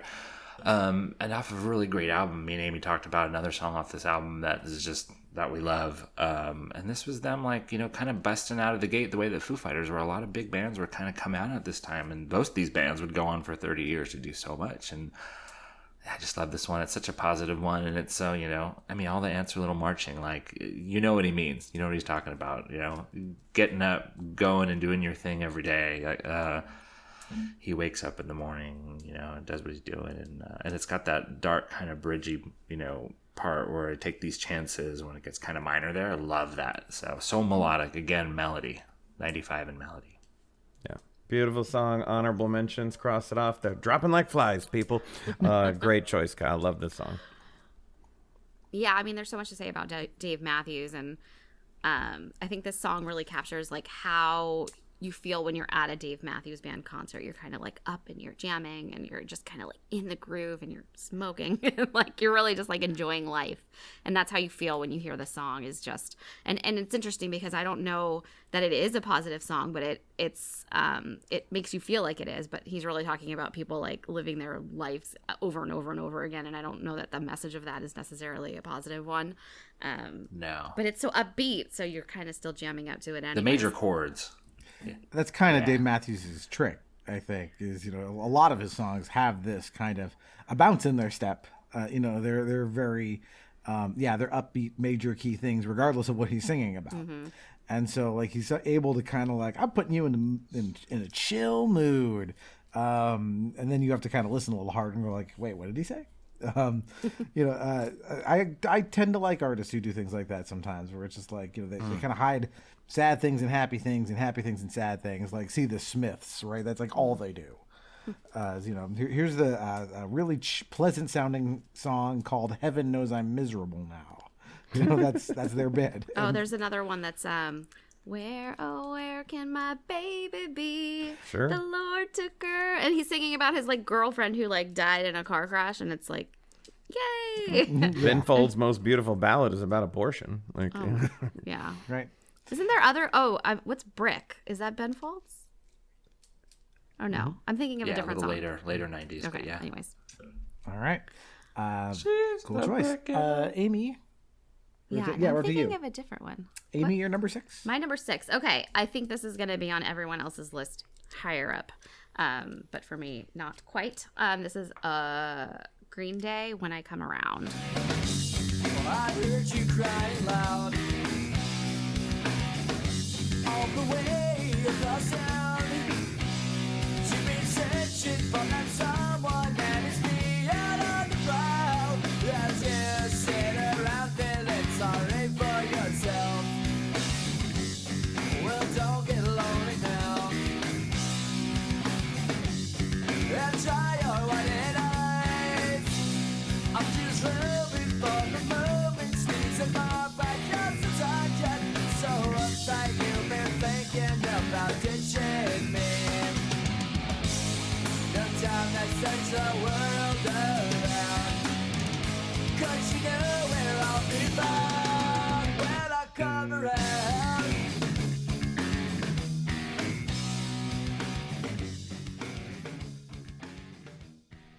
Is it the right year? I'm like looking The at people. song would have been charting in 95. The album came out in 94. Okay, I see a thumbs up. Okay, so like for me, like Green Day is like a punk band, and like this song isn't punk. Like it's on the airwaves as like a rock song, and so I think it's like very interesting that it's so 1995, like I said about my last one. And it's honestly like not my favorite Green Day song, but I feel like I had to have something because Green Day was so big at this time, and everybody else was talking about it, and I think Basket Case was that right before, maybe that was 94. It's all the same album. the It's same? on Dookie. Oh, Yeah. it would have been this one. Okay, well then I should have put that song because I like that one better.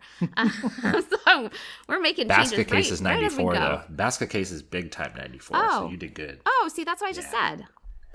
Okay. Anyways, so yeah, I don't think it's their best song, but Green Day was so big at this time. I feel like we needed to have them represented on my list, and it's fun and it's catchy and it's interesting and it's just so Green Day. And I think his vocals are really, really strong in the song. And that's really all I have to say about it. Great song, great band. I think in my research I saw 94 on the album and didn't look further into if any of them charted in 95, so I didn't consider. But yeah, Dookie was a great album. Dookie is a great album, 94 for sure, but they had like 5 or 6 songs off of it, and this one definitely came in 95, and I remember it in 95. It was like end of my senior year, so it was like spring or summer, and yeah, not on my list. I definitely recognize this as a good song, not my favorite Green Day song either. There's another one of theirs that was an honorable mention, which I will say later.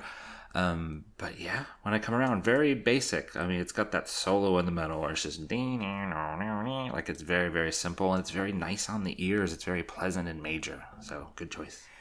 Same thing. I saw this as a 94 thing, and I definitely remember the first time I heard it. I remember being at a friend's house and he, pulled the CD out and was like, "You got to listen to this." And immediately I was like, "Oh, these guys are good." Even though they're like, they're one of those, like, they're a true punk band, right? They only know like 4 chords, and at least at this time, and they milk those 4 chords for all they're worth, and they're so great and melodic. Like, yeah, it's a phenomenal choice. And yeah, he said charting in 95. I can't fault you for it, but like, there are 5, 6 singles off of this album. I mean, at least 5. Yeah, 5. Yeah. Minimum 5. Phenomenal album.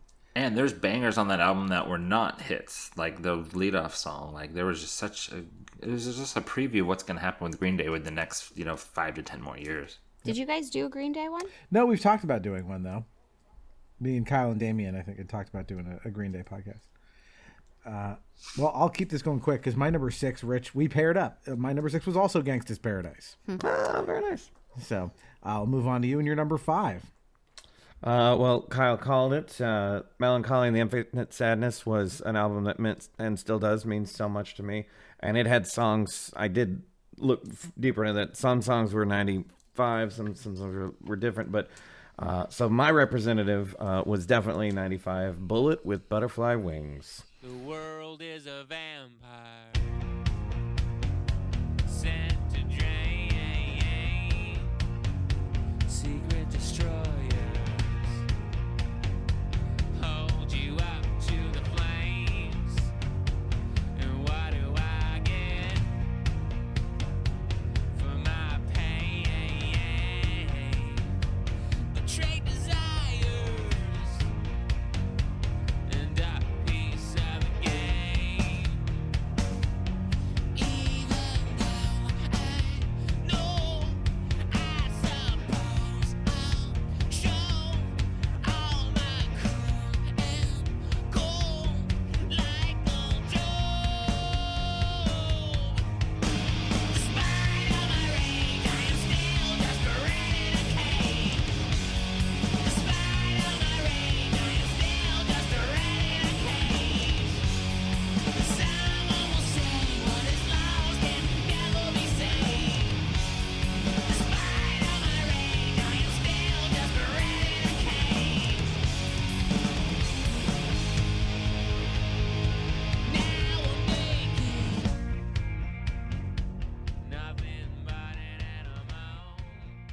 and that song just rocks your face off. I love the Pumpkins, and I love their softer stuff too. But like 1979, which is a great song, didn't really come out until a little bit later. So yeah, this is my representative of melancholy and the infinite sadness. I love this fucking song so much. I mean, like, you know, I think this was the first song that introduced me to Smashing Pumpkins. I didn't hear like Cherub Rock and their other stuff until after I heard this. And when this came out, you know, it kind of starts off mellow, like almost kind of like Enter Sandman at the beginning, kind of that building, and he's singing on top of it. And then it just goes, and it's just, despite all my rage, I'm still just a rat in a cage. And then he breaks it down at the end, and then at the end when he screams out the word rage, despite all my rage, and he goes rage, and you can just feel that screech in his voice. And it was a good representation of 95 in music. I mean, this is a peak. Like, this is Smashing Pumpkins. After this album, things are going to settle down in this type of music, and by 97, 98, you know, you're going to have Sugar Ray and Fastball and stuff like that. That's big. So when it comes to rock, like, this was a good song at a good time. And for them, it hit right at the right moment. Because, the album before, like, it had Today, and it had, Disarm, like, good stuff. Mm-hmm. This is really what broke them open. Yeah. I like this one. It's not my favorite song off Melancholy, but it is probably the loudest and the angriest. Billy Corgan is one of those guys that, like, he's not a good singer. His voice is just a scratchy mess, and yet he's somehow able to like wrestle it into doing what he needs it to do on a song. And like, yeah, this as like I said, like grunge is petering out at this point, but this is like kind of a last angry gasp. Because there's plenty of stuff on this album that is, you know, not grungy really. It's very different sounding. This is much more experimental than Siamese Dream is as an album. And so like to get one of these, I remember first seeing this, like, oh, there's a new Pumpkin song out. I was like, oh shit. he woke up on the wrong side of the bed today. Yeah. Like, it's so heavy. angry. It's great. I love it. Yeah. All right. So then it takes us to Kyle, your number 5. Yeah, number 5. We're going back to melody here, and something's got to be off of What's the Story, Morning Glory. It's Oasis, and it's Don't Look Back in Anger. Slip inside the eye of your mind. Don't you know you might find a better place to play? You said that you've never been, but all the things that you've seen slowly fade away. So I start a revolution from my bed. 'Cause you said the brains I had went to my head. Step outside, summertime's in bloom. I stand up beside the fireplace.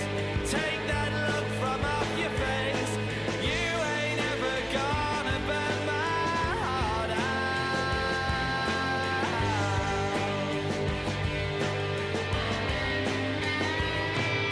So Sally can wait. She knows it's too late as we're walking on by. Her soul slides away, but don't look back in anger. I heard you say.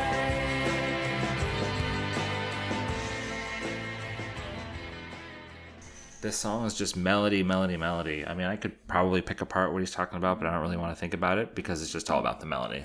So Sally Can Wait. I mean, it's just so good. And the piano, and it just feels so good. I just love this song. This is sort of the epitome of this year. It was just like a nice piano song by a rock band. You know, they're like the Beatles. They're kind of mid-tempo rock. Yeah. Got to be on my list. This is one of the ones when we talked about 1995, pretty much the top 5, which we'll get to the other 4, but I knew that this was one that was like, oh yeah, Don't Look Back in Anger. It's got to be there. This album, What's the Story, Morning Glory, was great. I had a different one on my honorable mentions, but I'm going to cross it off because this song is so great too. A lot of great songs, 4 huge hits, and then a number of songs. I don't think there were any more than 4, but then the other songs are pretty good too if you listen to the deep cuts. Yeah, this album had Wonderwall and Champagne Supernova on it, which were both big. This might be my favorite song on this album as well. It just barely missed being on my list. It would have been my number 11, I think, if I could go there. It's on my honorable mentions now. I do love it. I remember hearing it and going like, did they just rip off the Beatles? They did. There's a guitar lick at the end, which is from the end of Abbey Road. It's what am I thinking of? Carry That Weight or Golden like Slumbers? The End or something. Yeah, that Right. do I never gave you my. Yeah, it's that exact guitar lick, but it's a beautiful melody, and I think that's what got me about it. It's like I liked Wonderwall, I liked Champagne Supernova, but melody wise, they're a little more like they're a little flat compared to this, and so this is why this is the one that I think of any Oasis song. This is probably the one I would pick as my favorite. I think it would have been on my list, but it was released in '96. So Was it? As a single, Wow. the I album know, but was following 95. Kyle's rules, It breaks my own rules, yeah. I So usually I know. wouldn't put this on my list, but I think because I knew Wonderwall and I got the album, I heard it in '95, so for me. Yeah. But it I- works both ways for sure. I was working on my commentary for a song that's coming soon. And I was like, God, this song isn't as good as Don't Look Back in Anger. I should put Don't Look, and then I looked it up and I was like, no, I can't. It's in '96. So, but yeah, I think That's my cheat. honestly, Don't Look Back in Anger is like such the strong song. I mean, I think it's probably my top, but alongside Don't Go Away, which I think is like their strongest for me. That's my absolute favorite. And I would have more to say about it, but I'm not prepared because it's the wrong year. But that's okay. It's so good. Yep. It's beautiful. It's amazing. All right. Very Beatles. Very. Very Beatles. All right, Amy, you're number 5. Okay. My number 5, I was just looking up this one because I'm like, I don't know that I got the year right.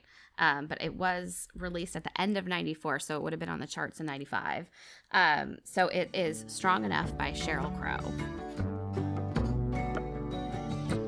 Nothing's true and nothing's right. So let me be alone tonight. 'Cause you can't change the way I am. Are you strong enough to be my man? Lie to me. I promise I'll believe. Lie to me. But please don't leave.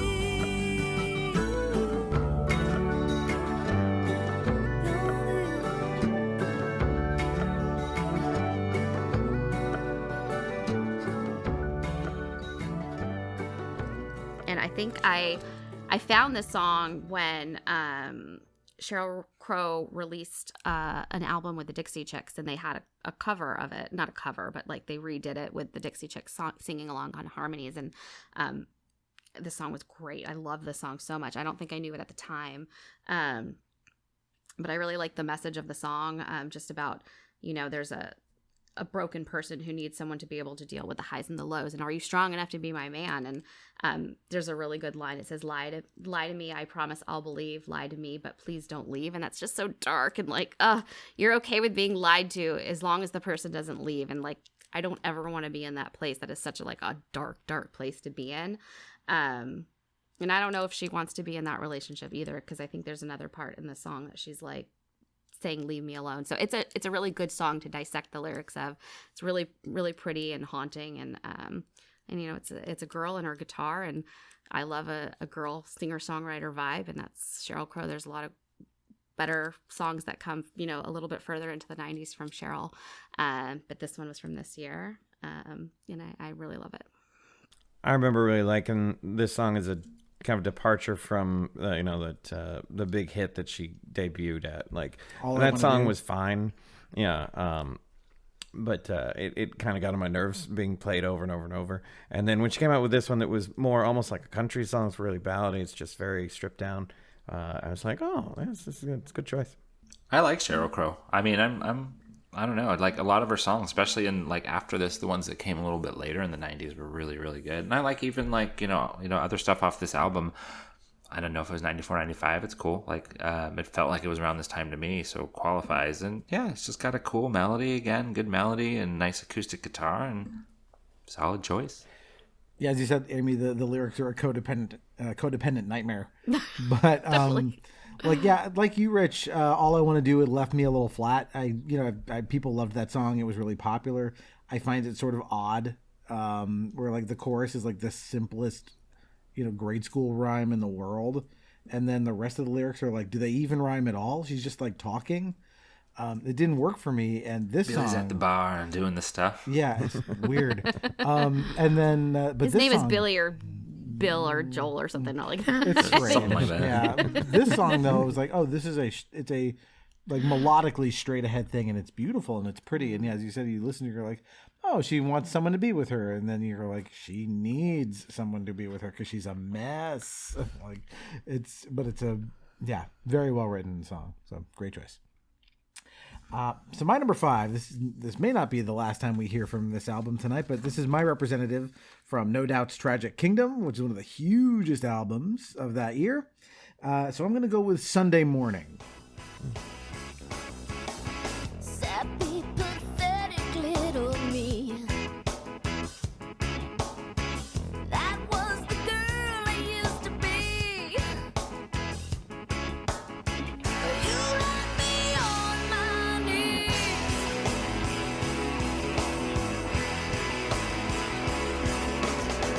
I'd trade you places any day. I never thought you could be that way. You look like me on Sunday.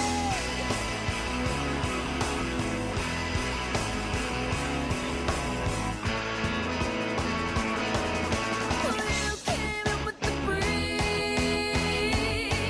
on Sunday morning. Sure ain't changed since yesterday.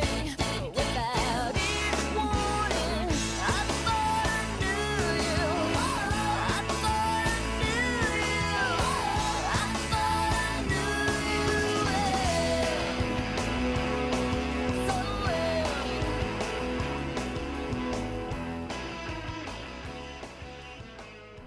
This, I think, is my favorite song off that album. I realized Don't Speak was the huge hit, and I probably heard Spiderwebs a billion times. Just a Girl is a huge hit. I mean, any of these songs could come up tonight. But I for some reason, Sunday Morning is the one. It might just be the that bop, bop, bop, bop, that the way the chords hit on the chorus there.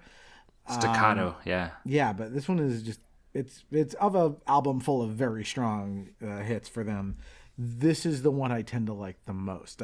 It's hard for me to put it into words why. I just if I'm going to listen to that album, this is the one I'm like, yeah, oh boy, it's on, this one. So Tragic Kingdom's a great album. That is loaded with bangers of songs. There's another album with 7 or 8. Just a Girl, I'll just scratch that off my honorable mention, which I put on my list because it's 95. So, but Sunday Morning, to me, that's 97, actually. Like, this would be on my 97 list. I know we crawl different rules. Because it was like the 5th or the 6th single, like, they had that many coming out of the gate. I mean, Don't Speak wasn't even until mid-96, at least. Yeah. But not criticizing any of that. Totally cool that it's on the list. Respect it. And just glad that Tragic Kingdom, which came out in 95, actually gets representation here. Cinnamon Sisters Gallos, por favor. Agreed with Kyle 100%. That Tragic Kingdom's great. I had Spiderwebs on my honorable mention. Just cross that off. This is a great song too, and yeah, that whole album is top notch. How many people do you know that had Spiderwebs as their outgoing message on their answering machine? Right. I just remember multiple people, if I called them and they didn't answer, I would hear, "Sorry, I'm not home right now." I'm like, okay, you thought of it too, did you? But it's still a great song. I love that so many of these songs are like just our pick of the whole album, because it's so like, I don't know if it's just like this specific time period or like the age that we were or what about it, but like, yeah, so much of like the rest of my list is like, well, this is the one song, but really it's the whole album that's so amazing. Yeah. They still hit. Like, these songs are still really good. Yeah, we ran into this in the 91 podcast as well, where it's like, I don't know, which song from Pearl Jam's 10 do you pick? Which one from the Metallica's Black Album do you pick? From Nevermind. I think we ended up with 2 or 3 from that album. Yeah. Right. It's just, it just makes it very, very hard. All right. That takes us to Rich's number 4. It started with number 5, but all these albums meant the world to me at the time, and I'd say still do. This one, I mean, it's the top 4. We could scramble them up and it would still be representative. But from the monster hit of Cracked Rear View Mirror, Hootie and the Blowfish, Hold My Hand. With a little love and some tenderness, we'll walk upon the water, we'll rise above the mist. With a little peace and some harmony, we'll take the world together, we'll take them by the hand. 'Cause I got a hand for you. Oh, I wanna run with you. Yesterday, I saw you standing there. Your hair was down, your eyes were red. No comb, I touched your hair. I said, get up and let me see you smile. We'll take a walk together, walk the road a while. 'Cause I got a hand for you, I got a hand for you. I wanna run with you, won't you let me run with you? Yeah. Hold my hand, want you to hold my hand. Hold my hand, I think you do a place where you can be anything you wanna be, because I wanna love you the best that I can.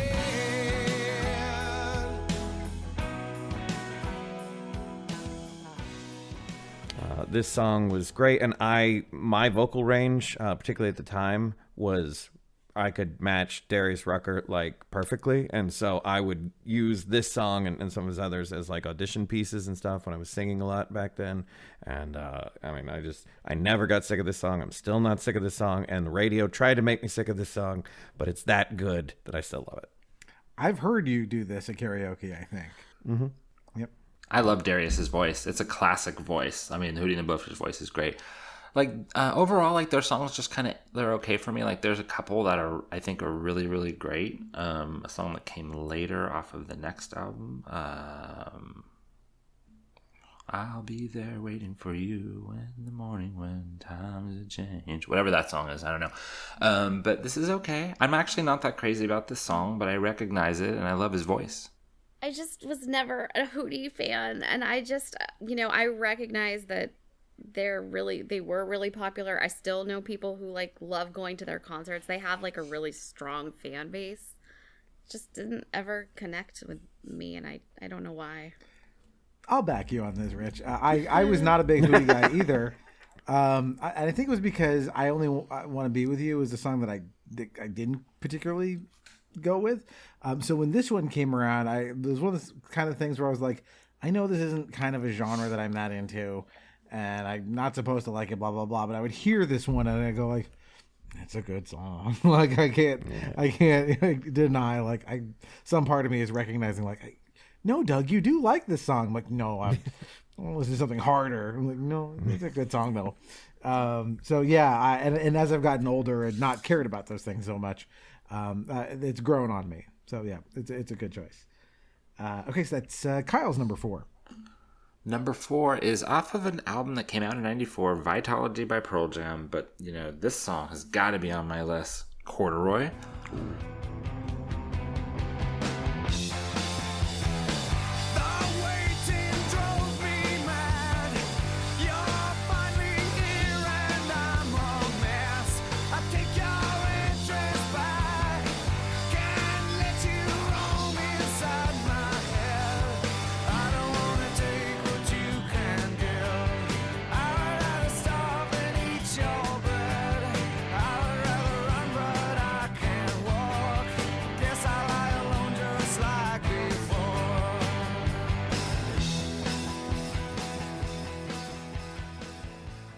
I just think it jams. The waiting drove me mad, and he's just belting it out.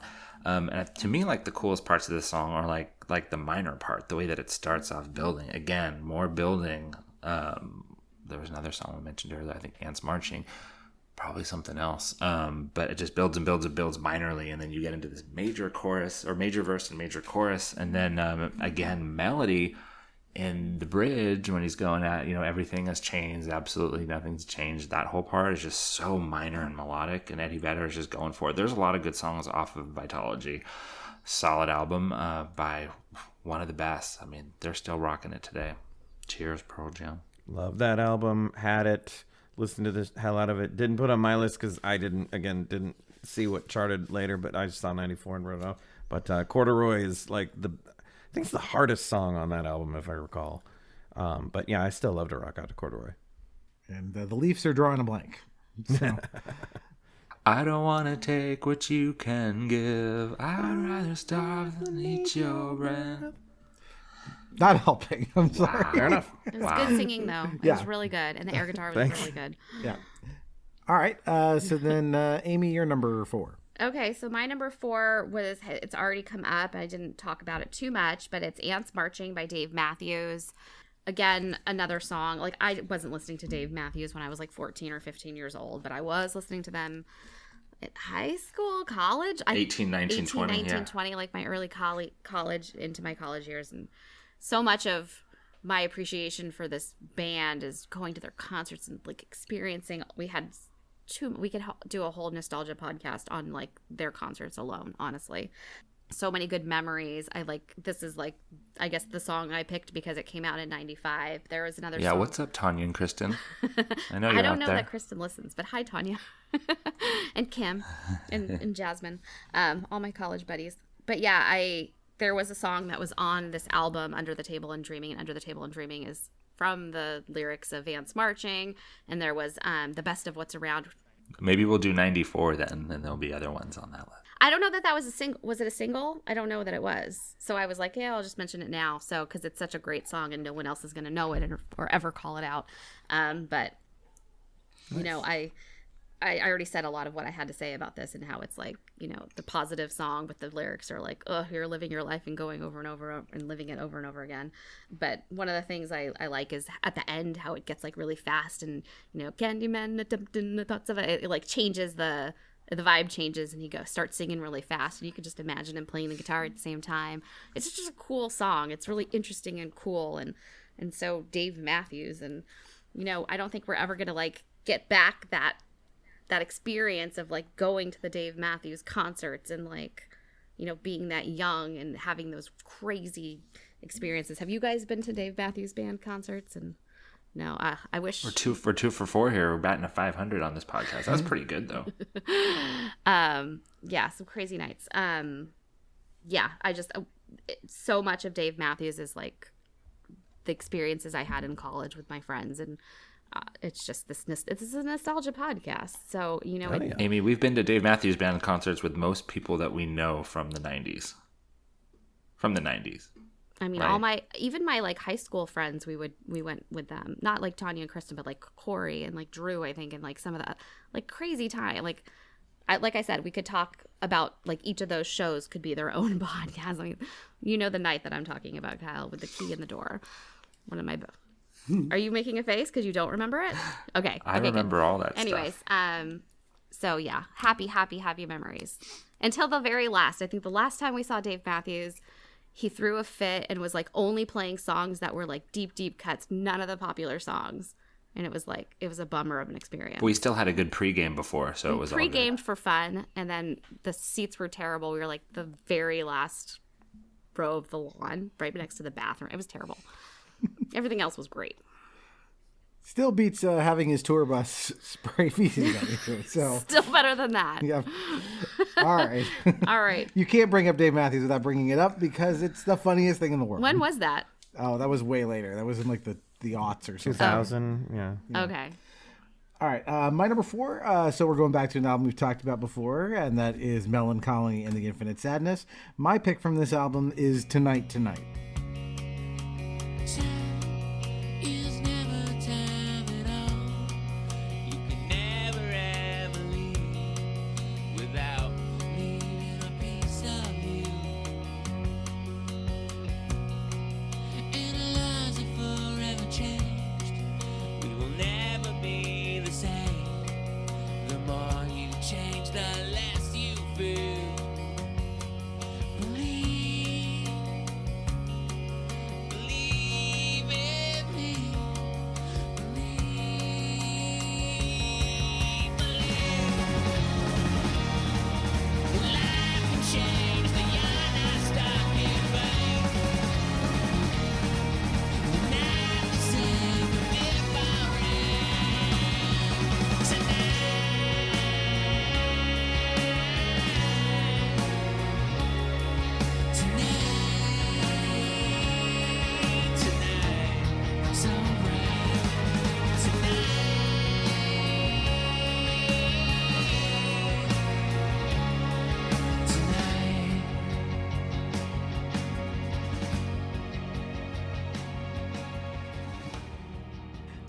I think this is an incredible song. This might have won a bunch of VMAs, I think, because the video is awesome. It's kind of aping the style of the classic silent film A Trip to the Moon by George Méliès. Like, you've seen like that image of like the big cheesy moon phase with like a bullet of a rocket that lands in it.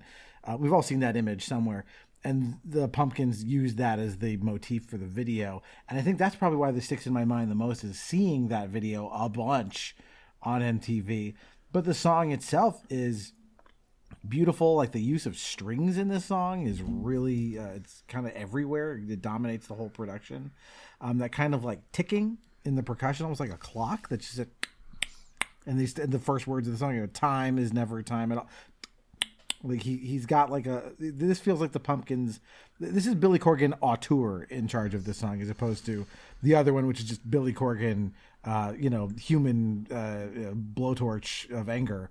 And so, yeah, this one always just like, this stuck with me, is feeling like this is really impressive. Like, this guy's he can do really interesting things musically, more than just, some being loud. And so, yeah, I always love Tonight Tonight.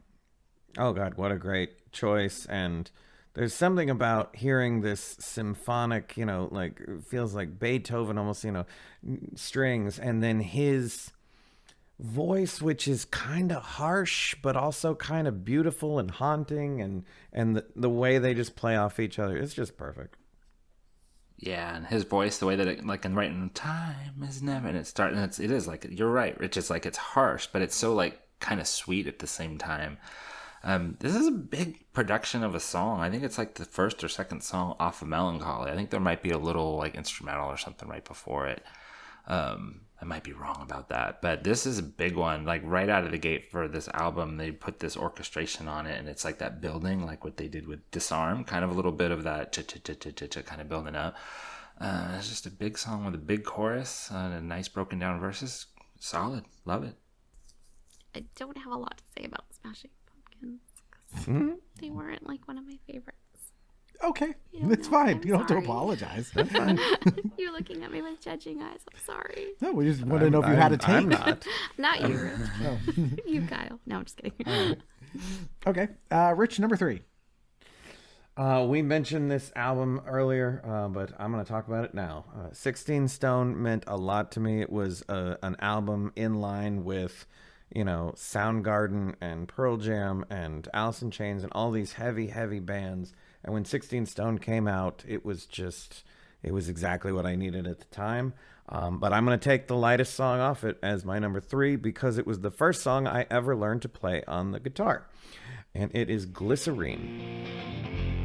I'm never alone, I'm alone all the time. Are you at one, or do you lie? We live in a wheel where everyone steals. When we rise, it's like strawberry fields. I treated you bad, you bruised my face. Couldn't love you more, you've got a beautiful taste. Don't let the days go by. Could have been easier on you. I couldn't change, though I wanted to. Should have been easier, the three. Our old friend Phil and you and me. Glycerine.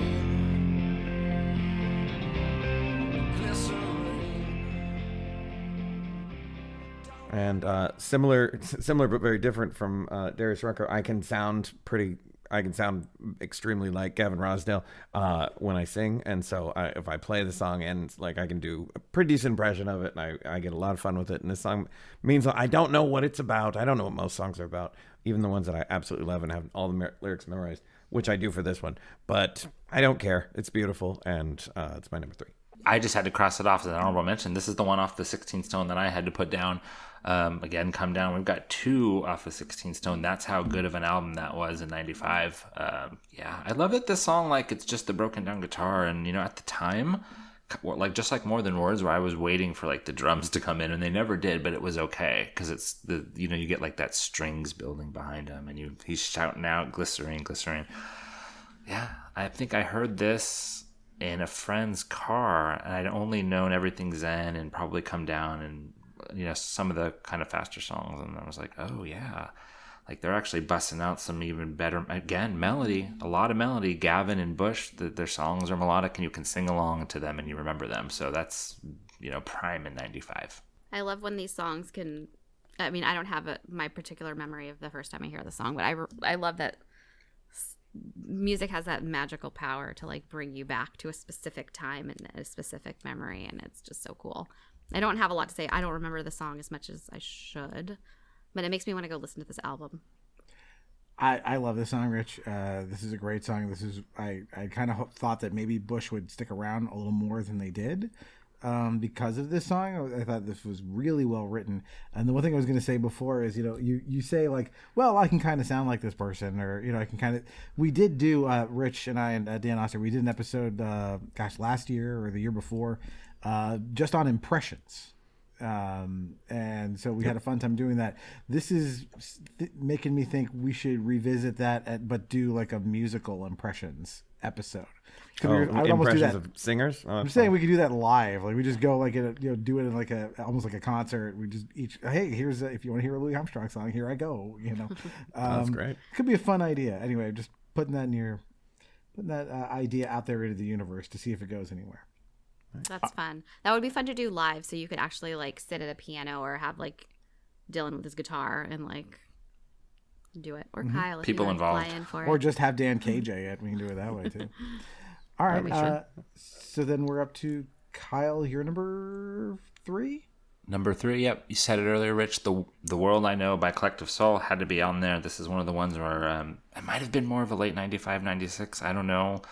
But yeah, this song, I just, you know, recommend anyone out there to listen to this song on headphones or just turn it up with the bass in the car or on the home stereo system. Such a good one. Truth. Okay. All right. Aim? My number 3? Number 3. My number 3, we talked about this earlier. It's Wonderwall by Oasis. Backbeat, the word is on the street that the fire in your heart is out. I'm sure you've heard it all before, but you never really had it out. I don't believe that anybody feels the way I do about you now. And all the roads we have to walk are winding, and all the lights that lead us there are blinding. There are many things that I would like to say to you, but I don't know how. Because maybe you're gonna be the one that saves me. And after all, you're my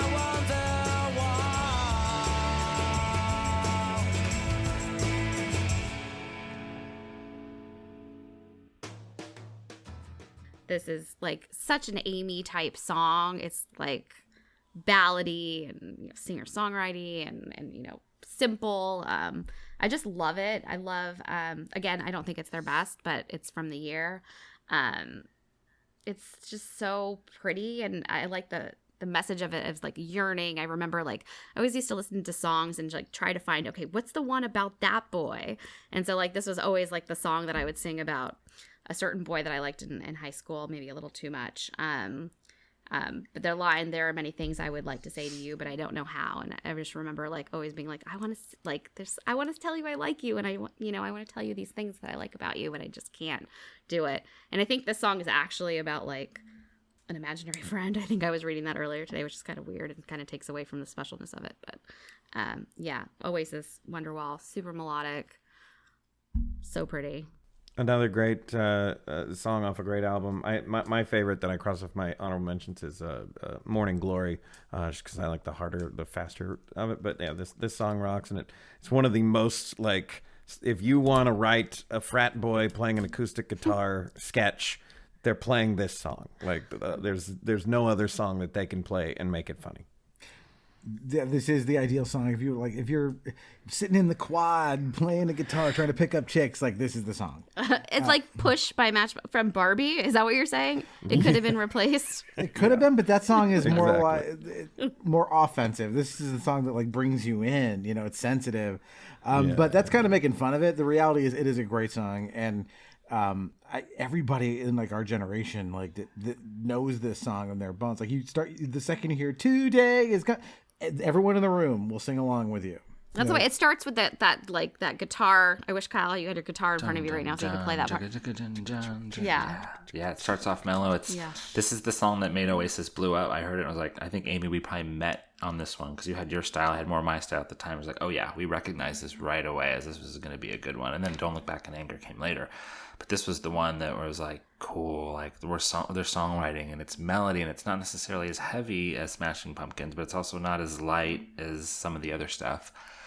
Kind of that mid-tempo acoustic guitar, and the drums in that are like, it's like doing kind of a snary thing the whole time where it doesn't really feel like a drum set.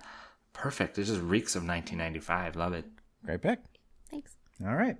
So my number 3 is going back to an album we've talked about before. This is my pick from Jagged Little Pill. And I tried to think of which song I wanted to pick from here. Again, very hard, choice. You have an Embarrassment of Riches on this album. But I decided to go, well, isn't it ironic?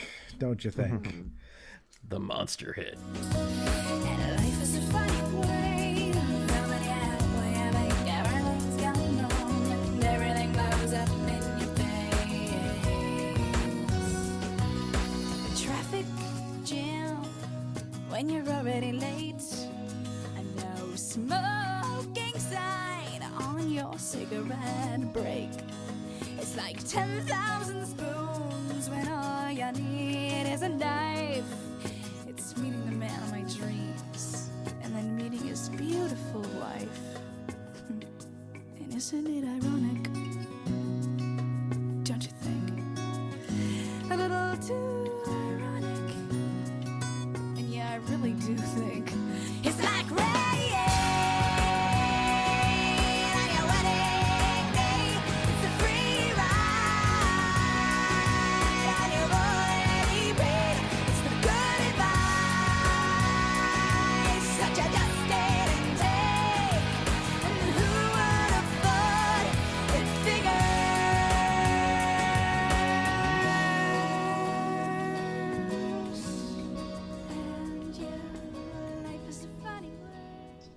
This was a monster hit. I mean, again, they'd primed the pump by having so many hits come before this one, and then this hit, and it was even bigger than all those songs before.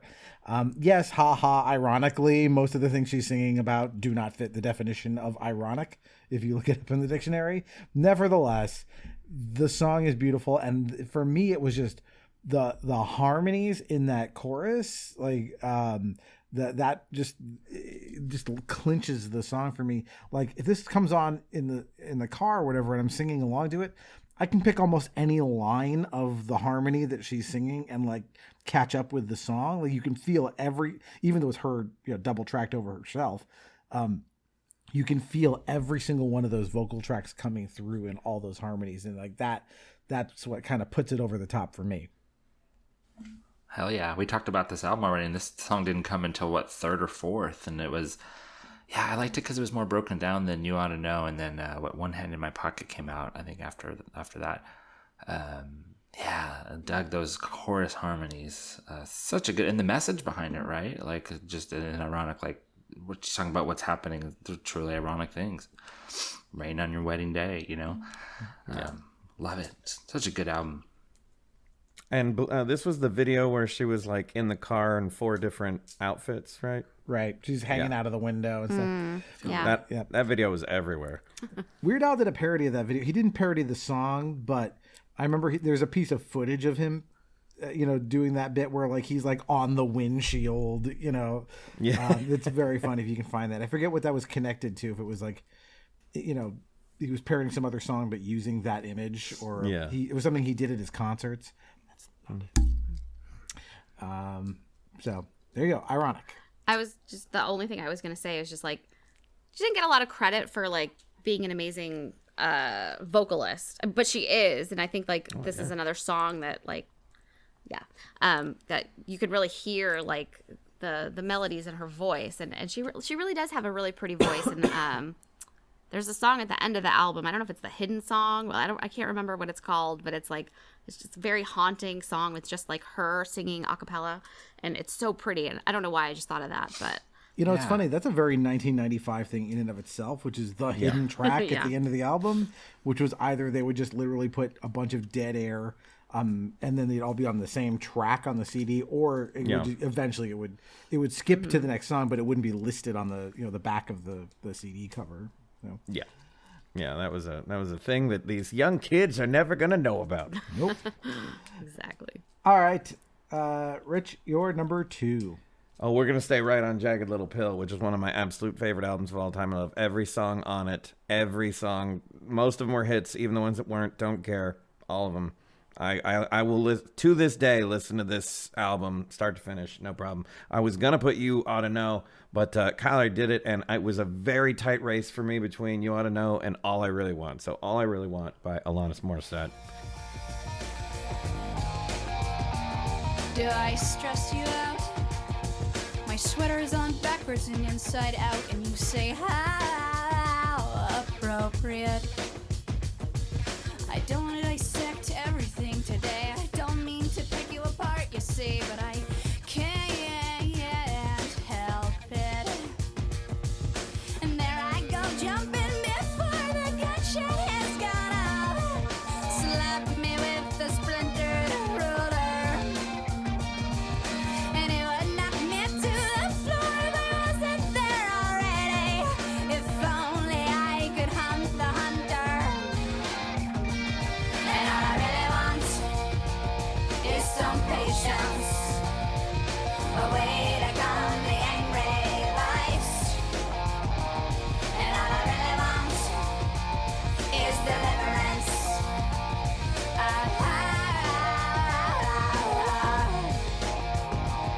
Do I wear you out? You must wonder why I'm relentless and all strung out. I'm consumed by the chill of solitary. It kicks off the album. It's got these beautiful harmonies, and it's not like as hard as You Ought to Know, but it still hits you with that opening album energy, and it's a beautiful song. Saying I do appropriate. I think something like that. Yeah, I love that. That's right out of the gate. Another right out of these gate type of stuff happening. All just entering albums, entering careers for people. Yeah, it's another solid one. I probably wouldn't like that's another album or like I mean I probably know 8 or 9 of the songs, and this one's probably in the middle. And they're all the 8 or 9 I know that are all good. I mean, Head Over Feet. I mean, there's so many. Yep. Any thoughts on this one? I mean, there's nothing else to say. Like it's so like all of these songs are amazing. Yeah, this is strong. It's one of those albums that comes around every once in a while where like, oh, every song on this is good. This one, that's the opening track. It very much sets the tone for what the rest of the album is going to sound like. It's got the kind of slightly slower tempo, kind of that something like Hand in Pocket has, or Hand in My Pocket. I forget. Hand in Pocket's the One Hand in My Pocket.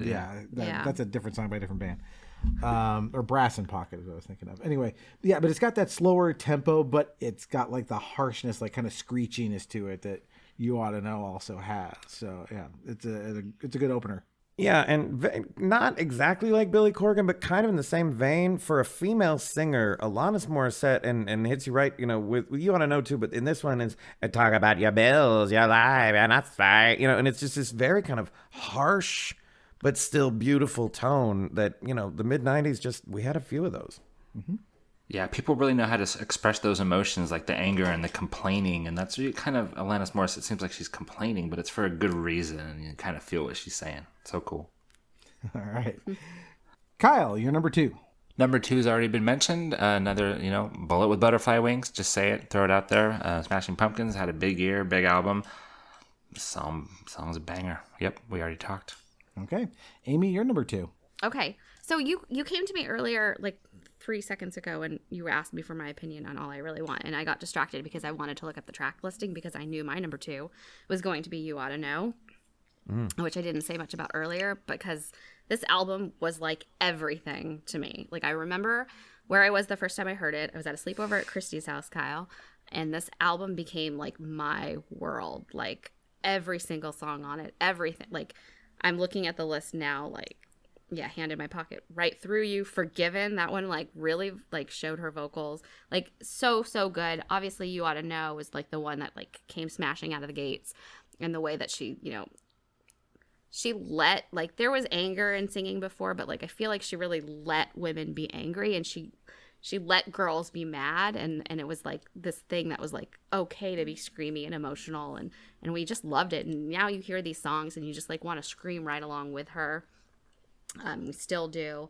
It's an ultimate like breakup angry song. I think I said everything earlier that I had to say about it. Look at the lyrics that really stuck out to me. And this is just like a girl rocker song. Like I've always been into like girl music, and this was just like a different kind of girl music. You know, I liked the Bangles, and like there were some heart songs that I liked, and you know, like 60s female singers, and this was just different, like a totally different kind of girl singer for me. And like I've never quite come back to this genre. Like I'm much more like Jewel and softer music and stuff. So this is just like a totally different genre of rock, and I don't think we're ever going to get this kind of this album as its own like solo entity is just like a masterpiece to me. I mean, it was sort of simple. Yeah, that line, there's like clearly a line from like stuff like Janis Joplin, Piece of My Heart, to Joan Jett, to like Debbie Harry and Pat Benatar, to this. Of like, you know, women rockers that, you know, but as we sort of said, like this was like rip the Band-Aid off angry in a way that hadn't been done. Yeah, we just embraced it though. Like we didn't criticize it. We loved it. We needed it for some reason. Left. You know, especially the way she sings "The Mess You Left When I Went Away." You feel that's just a mess. Yeah, you know? He deserves everything that she's screaming at him about. And we all agreed with it, right? We're all like down, like I remember being in high school and talking to this girl who was telling me about having gone to an Alanis Morissette concert, and just like, you know, what an experience it was, and how much it meant to her, and like that. The fact that I remember even just having this conversation with someone who I wasn't like tight with or anything. I just like, I definitely remember this person. Like I could see that like this music had done that thing that most musicians, you know, kind of hope to do, but never, most of them don't get to, which is like, you made an impact on a human being, like, and not just her, but like, you know, a generation of girls who heard this song. We would have no Avril Lavigne if it wasn't for Alanis Morissette and so many others too. Yeah, this is a real landmark album, and I'm glad it got the recognition it deserved back in '95 as well. Like people recognized even then, like, you know, this is one that like 10 years had to go by where people were like, "Oh, did you ever check this out?" So, all right, so that brings me to my number 2. I think this might be, it's in the conversation for like greatest rap songs of all time, and it is Tupac Shakur's "California Love." Now let me welcome everybody to the Wild Wild West, a state that's untouchable like Elliot Ness. The track hits your eardrum like a slug to your chest. Back a vest for your Jimmy in the city of sex. We in that sunshine state where the bomb ass him be. The state where you never find a dance floor empty and pimp speed. On a mission for them greens. Lean, mean, money making machines serving fiends. I've been in the game for 10 years making rap tunes.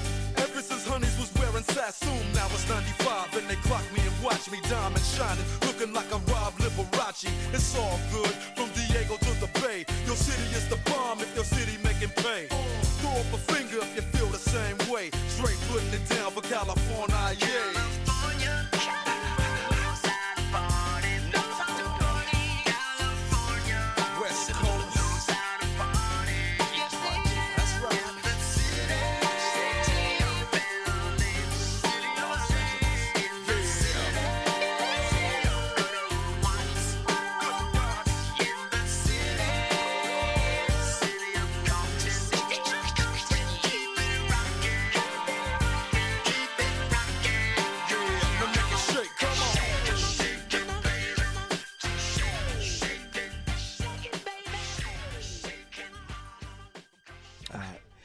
This song is just overwhelming force.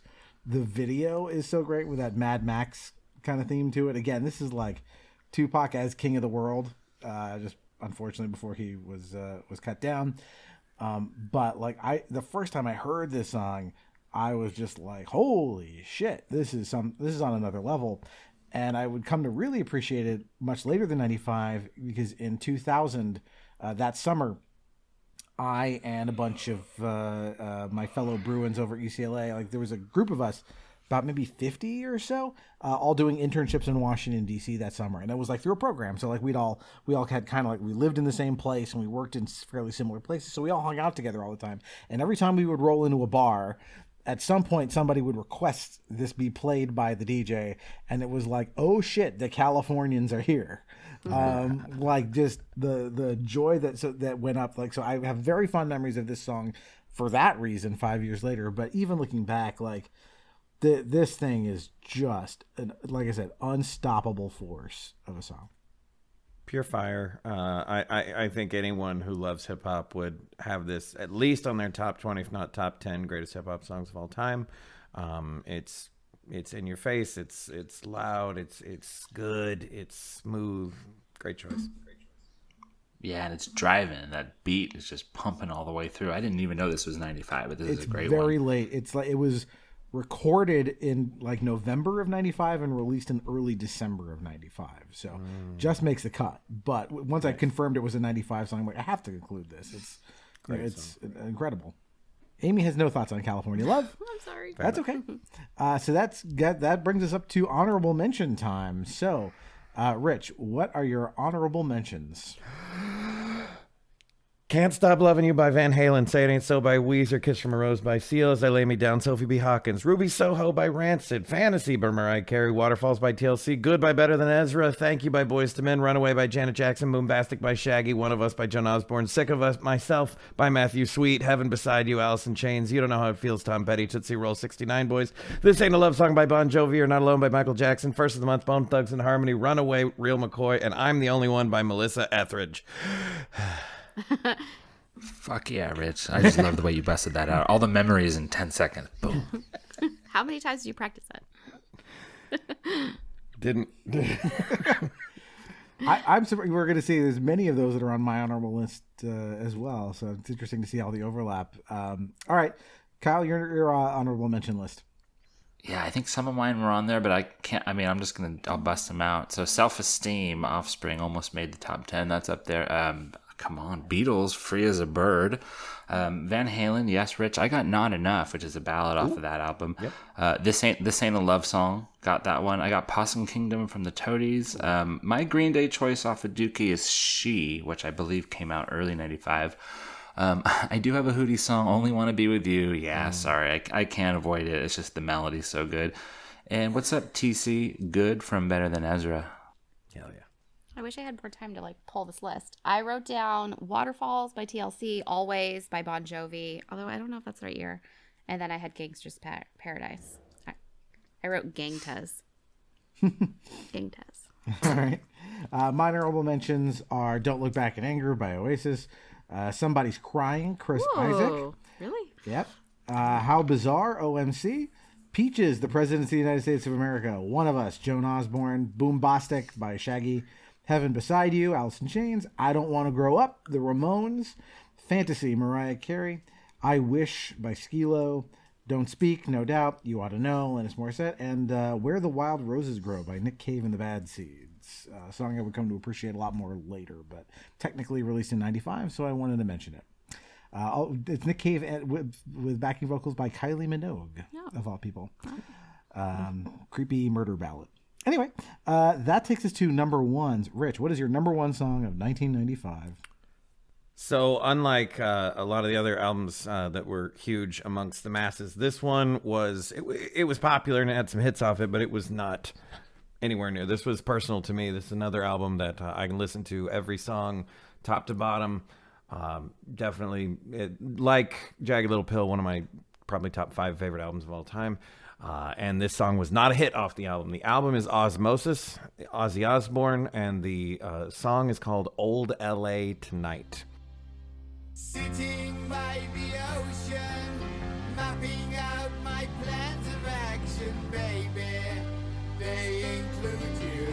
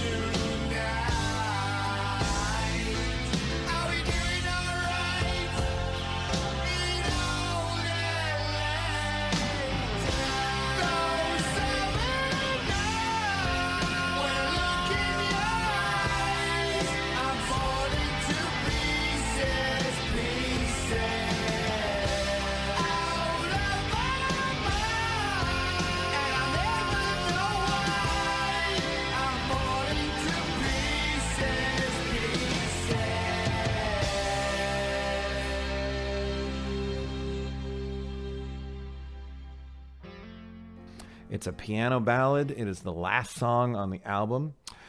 It's a song he wrote to his wife when they were having some real hard times. There's also a song on this album where he wrote to his son and then one to his daughter.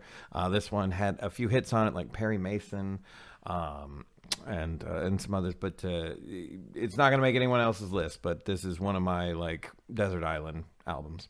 I don't know this one. No comment, unfortunately. Same, yeah. I wish I could. The passion. No one's going to know this one. Yeah, this is. You need to be a deep cut Ozzy Osbourne fan to know this one. That's my number one. I guess I have no other place to share this story, but I was in a play with Jack Osbourne. It was weird. So this guy was like his tutor, like a private tutor for him, and he was this playwright. I kind of fell in with these guys my freshman year of college. This like weird motley crew of like they do sketches and stuff, and so I felt like, what the hell? I'll do this play with them. And so he was this kid in the play. And we performed with this whole thing, and I spent the whole time going like, is Ozzy Osbourne going to show up to see this show? He never came, and I was like so devastated. I was like, he must have felt worse, but I was like, oh man, what a bummer. But that's the one like Ozzy related story I have. So is he our age? No, he was much younger. I was 18 or 19, and he would have been like 10 or 11 at the time. Oh wow, okay, yeah, interesting. Yep. All right, Kyle, you're number one. All right, number one, Doug, I'm so glad we don't play the same rules because this one will be on your 94 list, I'm sure. I believe it was at the top of your Weezer one. Say It Ain't So. Oh yeah.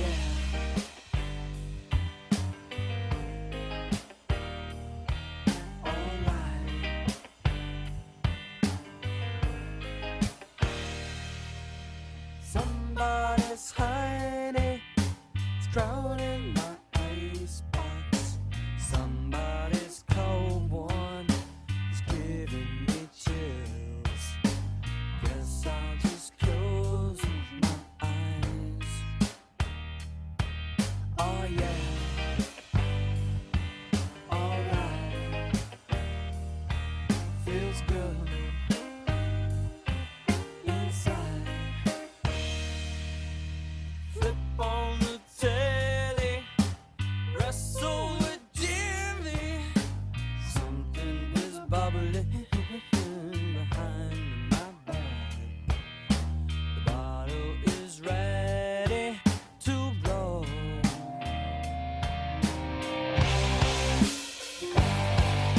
Say it ain't so. Your talk is a heartbreaker. Say it ain't so. My love is a life taker.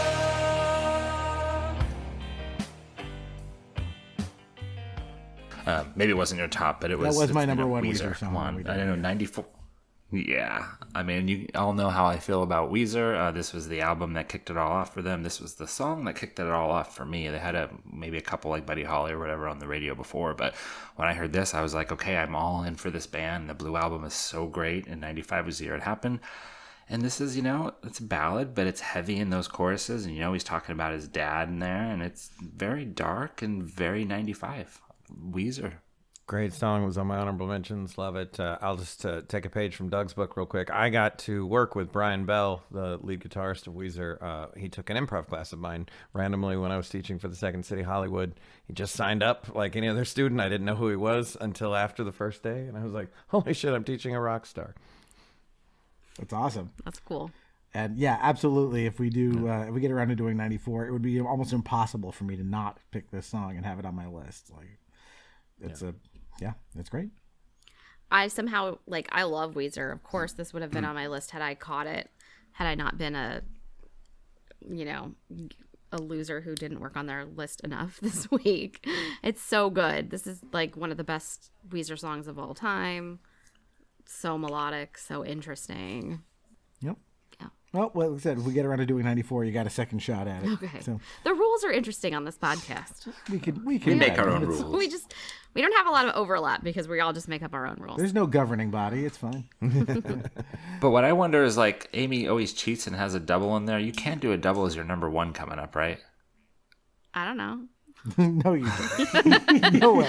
I haven't done Amy cheats in a long time, and I like said we should change them to Tanya cheats because we did our Christmas podcast, and she had like 9 songs for number 1, 2, and 3 or something. Like it was. Oh no, it was for 80s movies. What was it? Yeah, it was the 80s movies. No, it was podcast. Christmas songs too. I feel like she had like Top 10? She It's had like some top cheats 37. there, but Yeah. it was nothing like the. Yeah. Hi, Her- Tanya. I know you're listening. Her top 10 songs from 85 to 89 was or movies. I think she literally had 19 total picks through all the cheating. Wow. Something like that. Oh, well. Yeah, More it's a is podcast. Who cares? Anyway.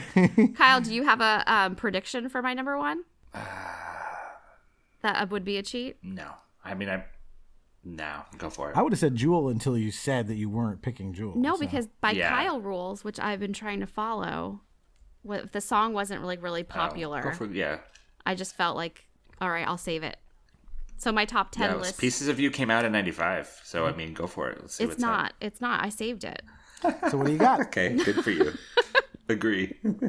All right. Well, I did have one song, but it's really the whole album. So it's like the ultimate Amy cheat. And it came up earlier when Rich was talking about, let me read my pair. I wrote like a 3-page thesis on this one. Okay. What's the song? The song I picked was One Sweet Day, but it's really the entire Daydream album. I don't know why I'm crying. Like, if you could come up with like the top 5 like Amy albums of all time, this is like definitely like I love. This is such a good. Sorry, it's so embarrassing. I'm a little drunk too, but like I love this. This album is so good from like top to bottom. Every single song. So there's amazing singles from this album, One Sweet Day, Fantasy, but so much of this album lives in the songs that were not released. There's Underneath the Stars, I Am Free, Long Ago, and there's other things like Forever, Always Be My. I mean, every single song is amazing. The production value, the lyrics, the hooks, and she's like responsible for like, I mean, she didn't write Open Arms, that's a cover obviously, but like every other song, I'm pretty sure she had a hand in writing. Yep. The song One Sweet Day, we talked about it earlier, it's about loss, and like our mom passed away 7 years ago yesterday. So like if there was ever a time to like talk about like loss and like, having these memories of like this person and hoping that you'll be together with them again, like it just fit in perfectly with like the timeline of recording this podcast. So, it spoke to me today, but overall, like I freaking love One Sweet Day. It's so good. The way that their vocals soar together, and it's so pretty and so well written. I don't think Mariah Carey, she's obviously an amazing vocalist, but like I don't think she gets enough credit for like how she can write a song and a hook. And I know that she's got that Walter I don't know how to say his last name. She's got that co-writer and co-producer who's part of it. But I mean, she's got amazing albums, like so many amazing hits. We should do a Mariah. I don't know if anyone likes Mariah as much as I do. Rich, could you do a Mariah podcast? But Mariah podcast. Yeah, I love Mariah. There's harmonies, the vocals. I forgot about this album for such a long time, and then in the last year or so, I was like, oh God, I haven't listened to that. I have Apple Music now. I should bust that out, and like, it's still so good. I'm done now. Okay, that was beautiful, Amy. Thank you for coming to my TED Talk. It was great. And I just want to echo, this song is beautiful from start to finish, but there is a part near the end, and I don't know if it was improvised, but it feels improvised, where Mariah and one of the Boyz II Men are saying, I know, and they're going up, and they're in like this perfect third harmony as they're doing it, and it's like, again, the whole song's great, but that part, like, really I love that part so much. Cool. All right. So that takes us to my number 1. And I am breaking my rules for this because technically this song was originally released in 1993 to no fanfare at all. And then in 1995, it exploded because it was put onto the soundtrack for a very popular movie. And that is Kiss from a Rose by Seal.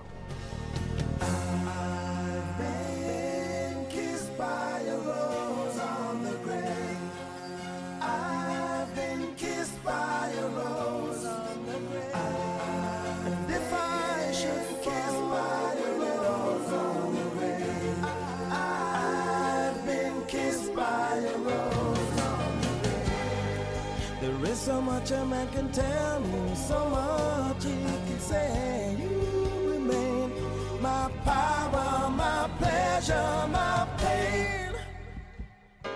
To me, you're like a grown addiction that I can't deny. Now won't you tell me, is that healthy, baby? But did you know that when it snows, my eyes become a large and the light that you shine can't be seen? Baby, I can feel you to a kiss from a rose on the grave. Ooh, the more I get of you, the stranger it feels, yeah. Now that your rose is in bloom, a light hits the gloom on the grave. Yes, I can pay you to a kiss from a rose on the grave. Ooh, the more I get of you, the stranger it feels, yeah. And now that your rose is in bloom, a light hits the gloom on the grave. I think this song is extraordinary. It's got so many different parts to it, different like melodic lines that run through it, and it's almost maybe that's why it didn't chart in '93. People maybe didn't know what to make of it, and then it just lucked its way into being on the Batman Forever soundtrack. But every time I listen to it, I'm just like, from Seal's kind of one of a kind, slightly raspy voice. The production is like everything about the song is very delicate and precise, and it's just I don't know, it just leaves me kind of moved every time I hear it. Of like, I'm being a witness to something ethereal, and so I've always loved Kiss from a Rose. I'm glad it's on your list. Yeah. I'm glad it's on the list. Like, I'm glad it's getting represented here. It's a solid song. The melody, or I guess just the vocal tracks are like so impressive. What he's doing, ba ba ba ba, like all that kind of stuff. And yeah, this is the kind of the epitome of 1995. It kind of fits right in there. I mean, I'm surprised that we're not getting to it until now. It's good to hear it. Solid. I love this song. I love Seal. I didn't put this in my top 10 because kind of like Kyle from earlier, I bought Seal's album that had Prayer for the Dying on it, which was his big hit off that. And I listened to that whole album. So I knew this song before it blew up. And so when it got the Batman soundtrack, I was like, and I bought that soundtrack because I loved it. It's got a bunch of good songs on it. I was just like, oh, I have this on another album. And then it exploded. I remember not liking this song a ton at the time, but like thinking back on it, like it's got these like soaring, interesting vocals. Like I don't know why I didn't like it. It's the harmonies are so interesting, and it's like very melodic, go up and Very down. melodic. Like it's really cool. He does this weird thing where he almost like, so he jumps in, like, because he's obviously recorded twice. He like talks over himself in a way, like before the melodic and lyric line has finished, he's starting a new one. And so, like, for a long time, it kind of flummoxed me because I was trying to figure out what are the words to this song, and I can't hear it because there's now two of them saying different things at the same time. But it works. Like it kind of, for lack of a better word, just fucks up the rhythm of the song, but in a way that still like it holds together. And yeah, and then just that bridge too, where he just kind of it opens up into like major key for a bit. Just it never ceases to impress me. He does this major minor thing where he goes, and did you know, but when it snows, like it kind of changes right in there. It's just so much melody. Again, 95, the melodies are just all over the place. Great. Yep. And because he tracks himself so many times and he's saying like, I've been. And so it's like he's harmonizing himself, but he comes in just like slightly different. And it feels very splashy. Like what, like the sound's just kind of splashing around. And I don't really know of any other song that has that sound to it.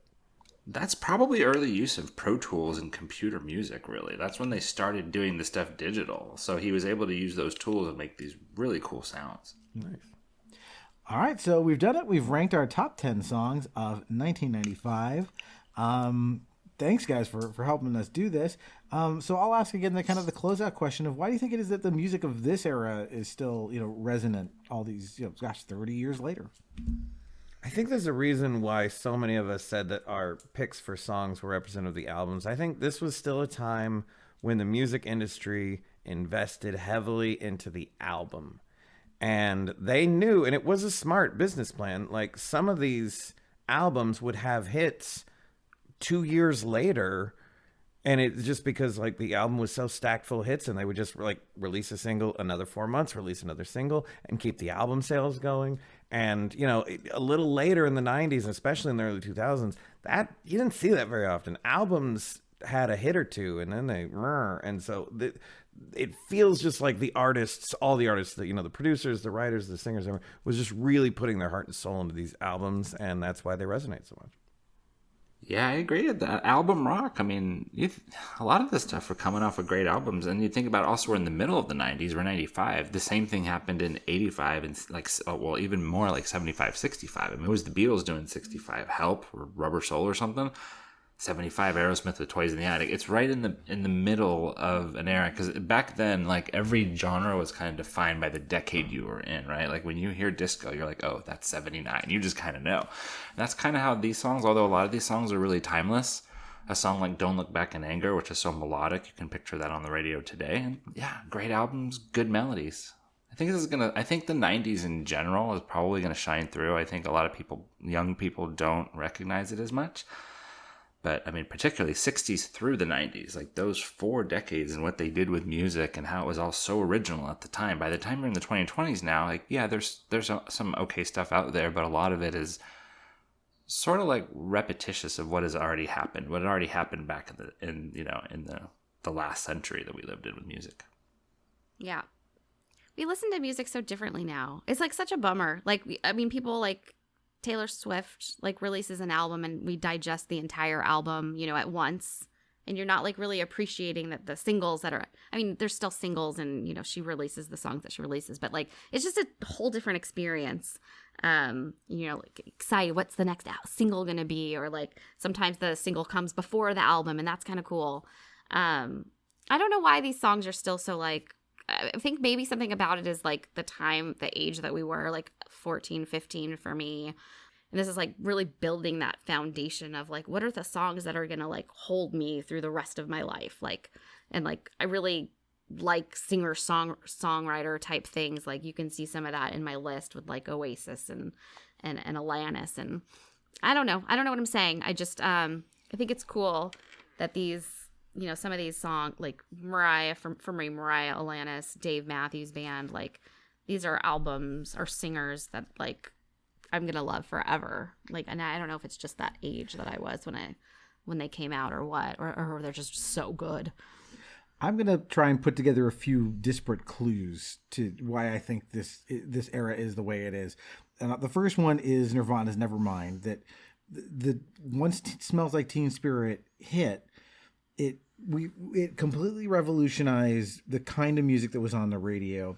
And all for a while, and this was still happening as of 95, the business model and the artistic model kind of came into like a synchronicity where it turned out that what was lucrative was people were hungry for new artists that were authentic and original and had something meaningful to say artistically, as opposed to being what's the slop we can put on the radio that has a catchy melody, right? Like people wanted this. This was what they were hungry for. And so the industry was giving it to us. And the proof is, look at all of the albums we were citing, like, oh, every song on this is a banger. A large number of them were debut albums, right? We talked about Alanis Morissette with a big debut album. You mentioned Weezer, the Blue Album. We talked about Tragic Kingdom, like 16 Stone. So many of these were like, not only just a great album, but it was that artist's first outing. And you could tell they must have spent a ton of time honing this material down to like, okay, what are the best 10 songs I've got? And I'm going to release them all at once to make sure that I make my mark in this artistic economy. I think that's why we ended up with like all of this stuff that's like, this will last for a long time, because maybe an artist would have dribbled these out over, 3 or 4 albums instead of like hitting us with something incredible all at once. And like a lot of the ones we talked about too are like self-written. Like you have a lot of artists now who like they pull together like 10 people to write one song, and then the next song is a different 10 people. You're not sitting like crafting like an album and like it's this cohesive piece of art, like start to finish. Like Alanis Morissette had a vision. She had a lot of things to say, and it's, you know, it's her. You can tell it's just her in this one little nugget of an album. And music it's kind of different now. It's you don't always have the singer writing their own music, and that's okay, because sometimes you have great songwriters who can't sing for shit. So like there's a place for like both, but I think music as an art form was like just a different time then. Well said. All right, so I think that's a good place to bring this to a close. Let's do some quick plugs. Rich, tell the good people out in internet land where they can see you perform or take classes. Actually, I'd like to just plug if anyone has a team building or leadership workshop needs. That's what I do for companies, and especially remote teams, leadership training workshops, that kind of thing. So just look up playlikeateam.com. And Amy, how about your amazing Momo and Bunny's More stuff?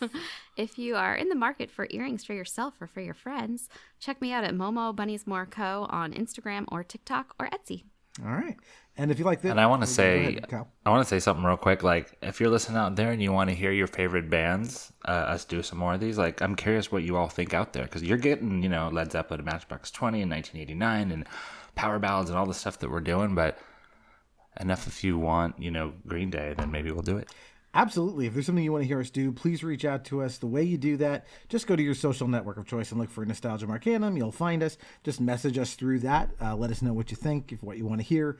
Love to hear from you. Please leave us a review. We don't get a lot of reviews, and we will read yours on the air. Absolutely. if you leave us one. Yeah, and leaving a review not only, you know, brightens our day, assuming you left a good one, of course, but it not only brightens our day, but reviews do actually have a tangible effect on the algorithm that helps other people find the podcast. So not just us, but if there's a podcast you like, do that. It takes you a few seconds to do, but it really does help out a lot. So I think that covers everything. Oh, and of course, if you want to find out what's coming up next, do follow us on social media, because if you're following us on Facebook, Instagram, or BlueSky, that's where I post a clue every Wednesday to the next week's episode. So, all right. Thanks again, guys, for another amazing episode. I know it's especially late where Kyle is. So thanks, everybody. This was tons of fun, as always. It's tomorrow, guys. What happened? All right, everybody. So until next time, that is one more entry in the Nostalgia Arcanum. The love that you gave that we made wasn't able to make it enough for you to be open wide. No. And every time you speak her name, 'cause you know how you told me you'd hold me until you died, but you're still alive. And I'm here to remind you of the mess you left when you went away. It's not fair to deny me of the cross I bear that you gave to me. You ought to know. Hey! Despite all my rage, I am still just a rat in a cage. Despite all my rage, I am still just a rat in a cage. And someone will say what is lost can never be saved. Despite all my rage, I am still just a rat in a cage.